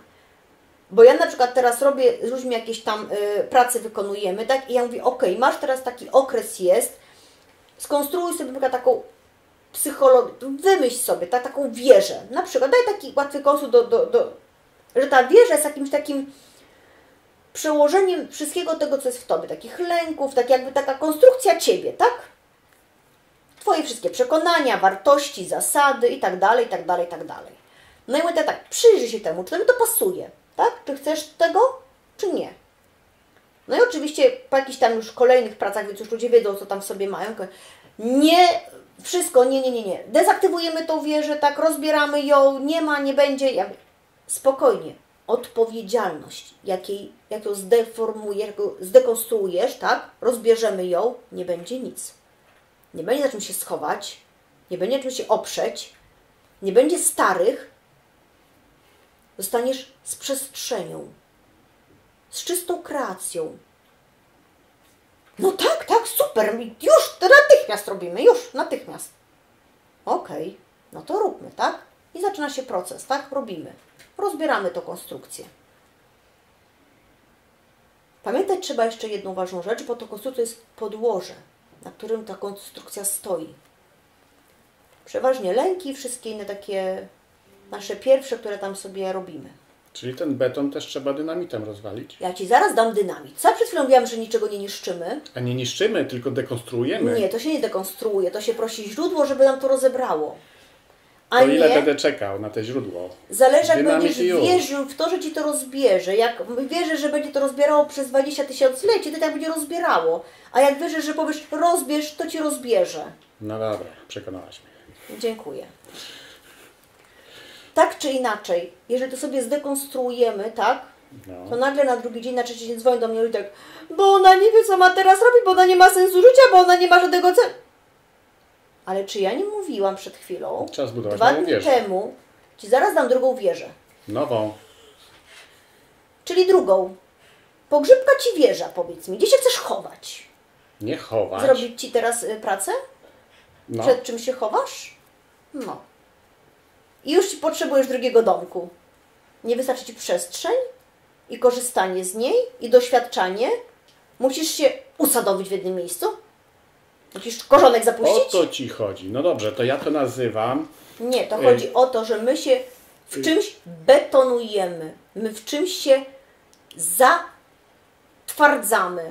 Jakby robimy sobie z tego konstrukt stały, niezmienny, niepłynny. Nie tak, że sobie to dowolnie zmieniać, tak? I okej, nie podoba mi się, nie, podoświadczam, nie, to jednak nie dla mnie, myliłam się. Tak było, tak faktycznie myślałam, ale już nie. Dobra. W momencie, kiedy takie konstrukty zrobimy, będzie nam to dużo trudniej zrobić. I wracając do Twojego pierwszego pytania, bo dużo to wracamy, nie? Do tego, co się teraz dzieje. W momencie, kiedy mamy te portale, które nam to ułatwiają, to my taki proces rozebrania takiej wieży możemy zrobić w ciągu jednej sesji. Tak? I my ją rozbierzemy. Mówisz o wieży takiej osobistej, czy o wieży, powiedzmy, globalnej? Jak każdy rozbierze swoją, to rozbierzemy całą infrastrukturę. I co będzie? Zawali się. Co Ci się zawali? Reszta. Poczucie bezpieczeństwa, tak? Bo nie będziecie uciekać, Nie. domki się pochowają. Reszta tej konstrukcji społecznej, Też, bo jeśli mojej zabraknie. Tak, bo dlatego, że tak naprawdę jak pozabieramy każdy zabierze swój kawałek fundamentu, tego podłoża, na którym to stało, to nam zostaje czysta energia. I to się tam to się zacznie telepać, bo po prostu nie będzie miało podstawy, tak, nie będzie miało punktu oporu. Jak to się nazywa? Nie oporu, tylko czego? Podstawy, tak? Podporu, podporu. Tak? Nie będzie miał się na czym podeprzeć to. Nie będzie miał na czym trzymać. Dobrze. Więc tak naprawdę te portale, tylko dokończę jeszcze ten wątek, dobra? Bo to jest bardzo ważne, bo jeszcze mamy chwilę czasu. Tak naprawdę my to możemy teraz zrobić. Jak to się zamknie, a myślę, że się zamknie koło tak mniej więcej właśnie, no tak jak jest przesilenie, tak? To będziemy mogli zrobić to samo. Tylko że będziemy to już robić nie w jednej sesji, załóżmy, tak? Tylko to w czasie będzie trwało, załóżmy 2, 3, 4, zależy jak stabilne, jak duże, jak grube te są te wieże, tak? Niektórzy mają te wieże, które sobie na przykład rozbieramy jedną warstwę, taką pustakową. Okazuje się, że pod tymi pustakami mamy tam jakieś gliniane, pod glinianymi mamy jakieś tam szałasy i tak dalej, i zaczynamy od jakiegoś takiego pierwotnego, tak? I już zaczęliśmy sobie w każdym wcieleniu dobudować ze znanych tam technologii nowe wierzchy, tak? Nowe fronty dorabialiśmy tylko. Dobrze, to teraz ja powiem. To, co mówisz o tej wieży, to ja miałem inną metaforę dotyczącą ścieżki życiowej, czy osiągania celów, czy wyrażania intencji i dążenia do tego. 2 rodzaje takie rozpoznałem, które na różny sposób u mnie w życiu działały. Jedno to jest takie, że sobie odczuwam, do jakiego celu chcę dążyć, sobie to widzę, odczuwam to i tak po prostu idę w tym kierunku i to osiągam najczęściej. Drugie to jest działanie bezcelowe, na zasadzie mój przewodniku duchowy, czy aniele stróży, czy jakkolwiek nazwę swoją tą część połączoną ze źródłem, prowadź tak, żeby było najlepiej, prowadź mnie przez życie. I wtedy szło o wiele lepiej, niż gdybym wyrażał intencje, dlatego że otwierały się drzwi, o których nie wiedziałem, że nawet istnieją. Nie? Czyli to była tak jakby moja ta bajka, a ty to nazwałaś dekonstrukcją wieży. No tak, zostawiasz źródło jakby przestrzeń do tego, że nie narzucasz czegoś, czego chcesz, tylko dowolność, tak? I oczekuję teraz tego, co może do mnie przyjść. Nie mam żadnego nacisku ani w tym, ani w tym, czyli dokładnie. idę zgodnie z tym, co czuję. Jest to piękne, tak. Jeżeli ktoś nie ma takiej presji, tak? Bo niektórzy mają taką presję, że oni muszą sobie nadać jakiś konstrukt, tak? Jakiś cel. Nie mogą tak iść i nic nie robić i szukać. no to właśnie, no to jest to, jeżeli ktoś tak pozwoli sobie tak powiedzieć, tak? Ja na przykład mam taki przykład mam. Ktoś potrzebuje samochód, tak? Tak. Zaczął jakąś pracę, gdzieś tam się przemieszcza, potrzebuje szybko samochód. Jeżeli na ten samochód nie mam na nowy, żeby sobie pójść do salonu, dzień dobry, poproszę, no to mówię, źródło, poproszę, chcę samochód, tak? Potrzebuję się przemieszczać szybko, nie tam dyliżansami jakimiś, tylko jakimś takim własnym kółkiem. No tak, przyjść do mnie, nie wiem, z jakiegoś tam portalu sprzedażowego samochód za 2-3 tysiące, to po prostu się ucieszę. Powiem, fajnie, super, nie mam czym jeździć, będę jeździła. Ale jak zmieni mi się przestrzeń, bo ja sobie podłączam, bo na razie tylko na taki samochód sobie pozwoliłam, tak, że taki mogę mieć. W momencie, kiedy sobie tu posprzątam i powiem, wiesz co, źródło, ale tak jakby było z klimą, bo kiedy w lecie to trochę mi gorąco, nie? Jak bagażnik jeszcze miał trochę większy, bo muszę gdzieś te torby wrzucić, bo tak to mi po głowie latają. No dobra, no to masz. Z klimą, kombi, okej. A potem, wiesz co, był jeszcze srebrny i trochę miał więcej koni, bo jak wyprzedzam, to tak trochę mułowaty jest. I wiesz, jakby dokładamy, po tym tam się sprząta, odłączamy, poszerza nam się spektrum naszych potrzeb i nie widzimy przez te nasze blokady. Widzimy tyle, ile nam blokady pozwalają. To co mówiłam, jak mamy tu blokady, to widzimy tylko sąsiada w bloku obok na partnera, bo nikogo więcej nie jesteśmy w stanie zobaczyć. Ale jak nam to się te blokady pozdejmują, to mamy no limit tak naprawdę. Z całego pola informacyjnego my po prostu rzucamy informacje i czekamy na zwrotkę, żeby przyszło. Pozwalamy życiu płynąć. Tak, ja mogę nadać, sprecyzować. Jak poproszę samochód, tak? Musi mieć 4 kółka, kierownicę. Ja nie mówię, że musi być ze znaczkiem takim, że kolor czerwony, bo najszybszy, wiadomo, że czerwone są najszybsze samochody i jakieś tam jeszcze inne, tylko ja potrzebuję samochód, tak? Potrzebuję auto do przemieszczania się, po prostu. I tyle. I czekam, co mi przyprowadzi. A czy będzie niebieski, czy różowy, czy tam, no może różowy nie. Ale jakby tam jakiś przyszedł, no... Ale różowy nie, pamiętaj. Dobra, to przeleciliśmy Mogę się odnieść do jednej rzeczy u Ciebie? prawie wszystkie tematy, coś na zakończenie właśnie, odnieść się do już teraz. Masz czas na to, tak. Możesz zakończenie robić drugie 2 godziny. Wspomniałeś jeszcze o tych istotach, tak? Miałam Cię zapytać, bo powiedziałeś, że prosisz tam swoje przewodniki, anioły, tamkolwiek, Znaczy, żeby... to była taka metafora. Chodzi o tą część mnie, która jest źródłem tak naprawdę, tak jak każdy z nas. Tak, Nie. każdy z nas ma swoje źródło. Tylko no to nazwa może być przewodnik, powiem jeszcze czy tam jedną, jakieś jeszcze inne. ważną rzecz, która mnie jakby charakteryzuje, tak? No. Żeby była pełna już jakby klarowność tego, co ja robię. Nie posługuję się w swojej pracy żadnymi pomocnikami. Nie korzystam z pomocy żadnych istot. Tak. Obojętnie, czy to są anioły, czy to są byty, czy to są przewodnicy, czy to są jakieś inne organizacje, czy energie. Uważam, że jeżeli mam kontakt z własnym źródłem niezablokowany, to do niczego takiego czegoś nie potrzebuję. Dokładnie. Poza tym w energiach wszystko pracuje za coś. W energii jest płynność, jest wymiana. To nie jest tak, że oni przychodzą ode mnie, biorą wypłatę za to, że mi tam coś zrobili, chociaż no, energetycznie tak. Dlatego, że energia lubi się mieszać, lubi jedno pracować na drugie, tak? Jeżeli ja biorę z czegoś, to uzupełniam, tak? Robię harmonię temu, tak? Nie to jestem tak, jak pomyśl pastorzy, który tylko bierze, bo tak by się zniszczyło, istnieje, nie byłoby nic. Bo te po prostu wielkie by zjadły te małe, by nie było w ogóle nic. By była jedna wielka energia by była i tyle. Nie byłoby pól informacyjnych po prostu, różnorodnych. Więc nie korzystam z tego typu w ogóle osób, istot, czy to bytów. Czy one istnieją? Tak, istnieją, bo zostały przez nas stworzone. Są takimi konstruktami, które istnieją. Jeżeli ktoś chce z nich korzystać, okej, niech korzysta. Czy to jest złe? Nie. Dlatego, że każda droga, którą my wybieramy doświadczenia, jest słuszna. Nie ma złej drogi wybierania i doświadczenia. Każda droga jest idealna. Do czegoś nam ta droga służy. Czy tak, czy tak. Nie karćmy siebie za to, że my teraz doświadczamy tak, bo nie robimy tak czy inaczej. To nie ma znaczenia. Najmniejszego nie ma znaczenia. To, że ja teraz nie korzystam, to nie znaczy, że ja jestem jakaś lepsza od tych, którzy teraz korzystają. Tam nie ma nic lepsze, gorsze, tak jak mówiłam na początku. Po prostu ja z nich nie korzystam. Ja uważam, że źródło jest czymś takim jak internet, tak? Jak ja siadam i mówię do źródła, rzucam jakąś informację, jakieś zapytanie, albo mam jakąś prośbę, albo coś chcę rozkminić, bo czegoś nie rozumiem, to tak jakbym siadała przed komputerem, tak? i wpisuję sobie, na przykład to co żeśmy wcześniej robili, praca na przykład, tak? Bo to jest takie, wrzucam sobie praca. No tak, puszczę do źródła, praca. No, to już zaraz mi, tak naprawdę zaraz pokazuje mi, że jakiś error mam, tak? No bo mam blokadę na pracę, sobie założyłam, no bo mam jakąś kontrolę rodzicielską, tak? Albo jakieś tam, nie wiem, coś innego sobie ponakładałam. No i nawet ta informacja nie przechodzi do źródła. Do internetu nie idzie, tak? Więc mi wyrzuca jakieś problemy. Ale już zakładając, że nie mam, tylko sobie wrzucam praca i Enter, to mi idzie, tak? I czym mniej mam tych pozasłanianych, tym szybciej mi przyjdzie, szybciej mi wróci.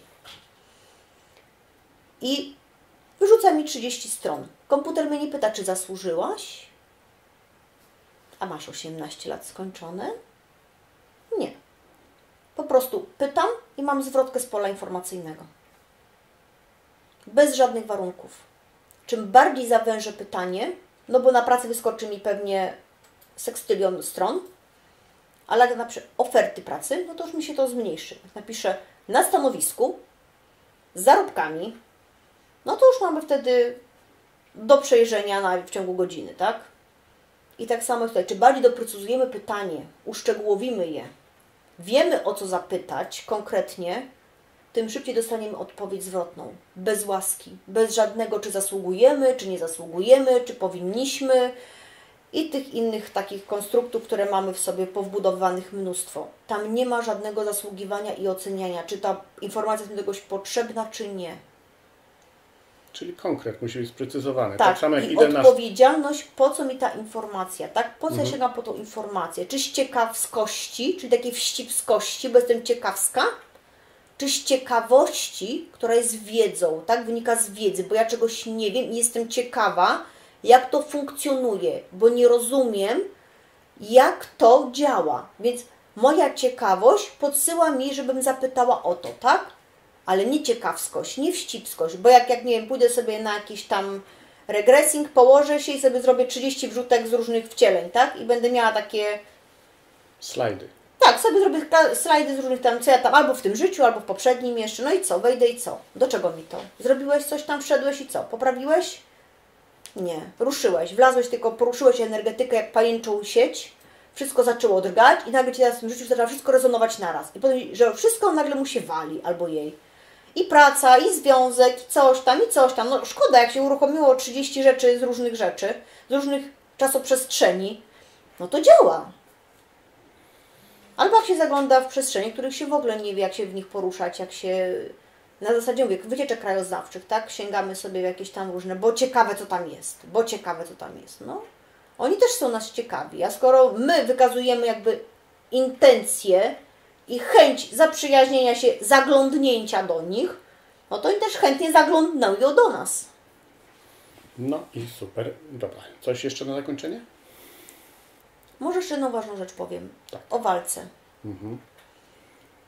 Nie walczmy z niczym, bo tak naprawdę walczymy sami ze sobą. Bo jeżeli mamy w sobie jakieś przekonanie, jak ja słyszę, że ludzie walczą z chorobą, walczą z nałogiem, walczą z czymkolwiek tam sobie nie nazwą, to tak naprawdę z czym oni walczą? Jeżeli na początku powiedzieliśmy, że choroba jest pewnym stanem, który się zbudował na zasadzie zablokowania energii naszej, bo mamy jakieś przekonania, tak, a nasze ciało jest adekwatne z różnymi aspektami energetycznymi. Tak możemy, totalna biologia mówi o tym, tak? Gdzie, w jakim ciele, w jakim miejscu umiejscowione są różne aspekty naszego życia i gdzie jakiś konflikt odpowiada za jakąś rzecz, tak? Możemy sobie to szybko zdiagnozować. Albo nam może ktoś to zdiagnozować. Tak czy inaczej, ciało jest takim zbiorem wszystkiego. W momencie, kiedy mamy chorobę, to mamy zablokowanie w czymś. Jeżeli my z tym walczymy, a sami sobie to zrobiliśmy, to z czym my walczymy? Sami ze sobą. Zgadnijmy, kto wygra. Wygra ten, kto ma na dany moment tyle siły i wiary w to, że tą chorobę pokona, że jest w stanie przetransformować to, co się tam dzieje, żeby to uzdrowić. Jeżeli nawet nie mamy świadomości, że mamy to uzdrowić, tylko leczymy to tylko i wyłącznie fizycznie, uwaga, nie mówię, że to jest złe, ponieważ jesteśmy istotami biologiczno-chemicznymi, więc po to mamy doktorów na planecie, co jak nam się zepsuje nasze biologiczne ciało, bo już tam się tak tutaj nazbiera, że musimy pójść do pana doktora, żeby pan doktor nam to wykroił, tak? Tak jak nam się zepsuje samochód, bo się zrobi dziura, to idziemy do pana blacharza, że nam tą dziurkę tam zaszpachlował i zalakierował. Tak samo tutaj musimy pójść do kogoś, kto nam to ciało biologiczne naprawi, tak? To nasz nośnik. Natomiast w momencie, kiedy my nie odblokujemy przyczyny, dla której myśmy tutaj sobie chomikowali tę energię, to my nic nie zrobimy tak naprawdę. I to, że nam doktor coś naprawi biologicznie, to wyjmie, zaszyje, nie wiem co tam sobie poklepie, porobi, to tak naprawdę za chwilę ściągniemy albo w to samo miejsce to samo. I będzie przerzut. I będzie dokładnie, albo będzie po prostu inne jakieś zwyrodnienie, czy cokolwiek w innym miejscu, tak? No to już zależy, jakie tam, o jakich chorobach mówimy. Po pierwsze, nie walczyć, tylko zobaczyć, co my tam mamy i starać się to odblokować, a nie walczyć z tym. Każda walka jest agresją, tak? Po co wprowadzać element agresji? Niczego nie niszczymy, a tym bardziej sami siebie. No po dobrze, prostu Kargul i Pawlak odblokowujmy. załóżmy. Tak. Jak zidentyfikować, co jest we mnie, jeśli po drugiej stronie jest ten Kargul? Nie rozumiem pytania. No, mówisz o walce, więc i powiedziałeś o identyfikacji, więc jak konkretnie zidentyfikować, z czym tak naprawdę ja walczę w sobie, wyobrażając sobie, czy tam mając przeciwnika fizycznego w postaci człowieka? Ludzie walczą z chorobami, tak? Wyobrażają sobie tą chorobę. No. Natomiast to, co ja mówię, nie zaglądają w to, na czym ta choroba się trzyma. Nie szukają przyczyny tej choroby, powodu tej choroby, dla której ona tam się przyłączyła do nas. To też jest temat morza. Też można by tam, bo rodzą się ludzie z chorobami, tak? Więc też można powiedzieć, no tak, no dziecko jakieś chciało się urodzić kalekiem, no. No, czyli tutaj jest pole do popisu dla medycyny tej tak zwanej germańskiej, czy w tym stylu. Też choćby nawet, No. tak, dokładnie. Mamy już narzędzia, które jakby się tym posługują, tak, i gdzieś tam mogą sobie w tym aspekcie sobie podziałać. Tak. No dobrze, no to mamy tą chorobę i walkę z chorobą, ale ten przykład, który przed chwilą dałem, Kargul i Pawlak, czy powiedzmy przeciwnicy polityczni, czy jakieś ciągłe walki w sądach, jest ktoś, kto kurczę całe życie tylko napierdziela w tych sądach, bo go atakują, nie? Bo masz dwie energie, które się sprzęgają ze sobą. Ten, który mamy jakiegoś, załóżmy, polityka, tak? No. I drugiego polityka, tak? Jeden na drugiego tam coś sobie... No, obydwaj mają deficyt, bo walczą o władzę. Nieważne, tak? Czy inaczej, jakie mają pobudki, to już ich sprawa, tak? Ale ten atakuje, bo ma potrzebę atakowania, a ten ma potrzebę być atakowanym, tak? Więc się uzupełniają. Potem jest odwrotnie. Tam się różnie uzupełniają, to tam mówię, polityka to już w ogóle jest bagno, natomiast jakby przekładając to na inne, takie ogólne do każdego człowieka. Nikt nas nie zaatakuje w jakikolwiek sposób, jeżeli mamy przy sobie programu, który na to pozwolił, żeby nas zaatakować. Tak? Jeżeli uwolnimy w sobie takie programy, to nas nikt nawet nie będzie pomysłu, że nas atakował, bo po co? Tak nie ma. Idzie ulicą 20 kobiet i znajdzie sobie tą jedną, którą skrzywdzi, a nie te 20, a może i 20 razy atrakcyjniejsze szły, nieważne. Ona miała on poczuł w niej to, że to z nim zrezonowało. I tak samo my, ludzie, którzy atakują gdziekolwiek, czy to jest w pracy, wyżywają się, którzy tak krzyczą, jakieś tam mobbingi i tak dalej. Jest to wszystko proces tego, że my mamy w sobie coś, co temu drugiemu pozwala, ma przyzwolenie na to, żeby nam tak mówić, żeby nam to robić. To rezonuje cały czas. Znajdź w sobie to, dlaczego pozwalasz sobie, żeby do siebie krzyczał. Albo tak Cię traktował. I zobaczysz, że może tak mamusia Cię traktowała, albo tatuś, nadal to kontynuujesz, tak? W pracy. Albo w życiu rodzinnym. Mąż na przykład, tak? Tatuś był taki sam, więc mam takiego samego męża kalkę, tak? My tak nawet, niektórzy już nawet złapali, że takie coś jest, że tak, że podświadomie bierzemy z takich samych partnerów, jak myśmy tatusiów, tak? Tak. No właśnie, więc no, coś w tym chyba jest. No dobrze. Tyle? Czy jeszcze? Myślę, że tak. Dobra. Wyczerpałam. Dziękuję bardzo. Bardzo dziękuję. Dziękuję. Do zobaczenia.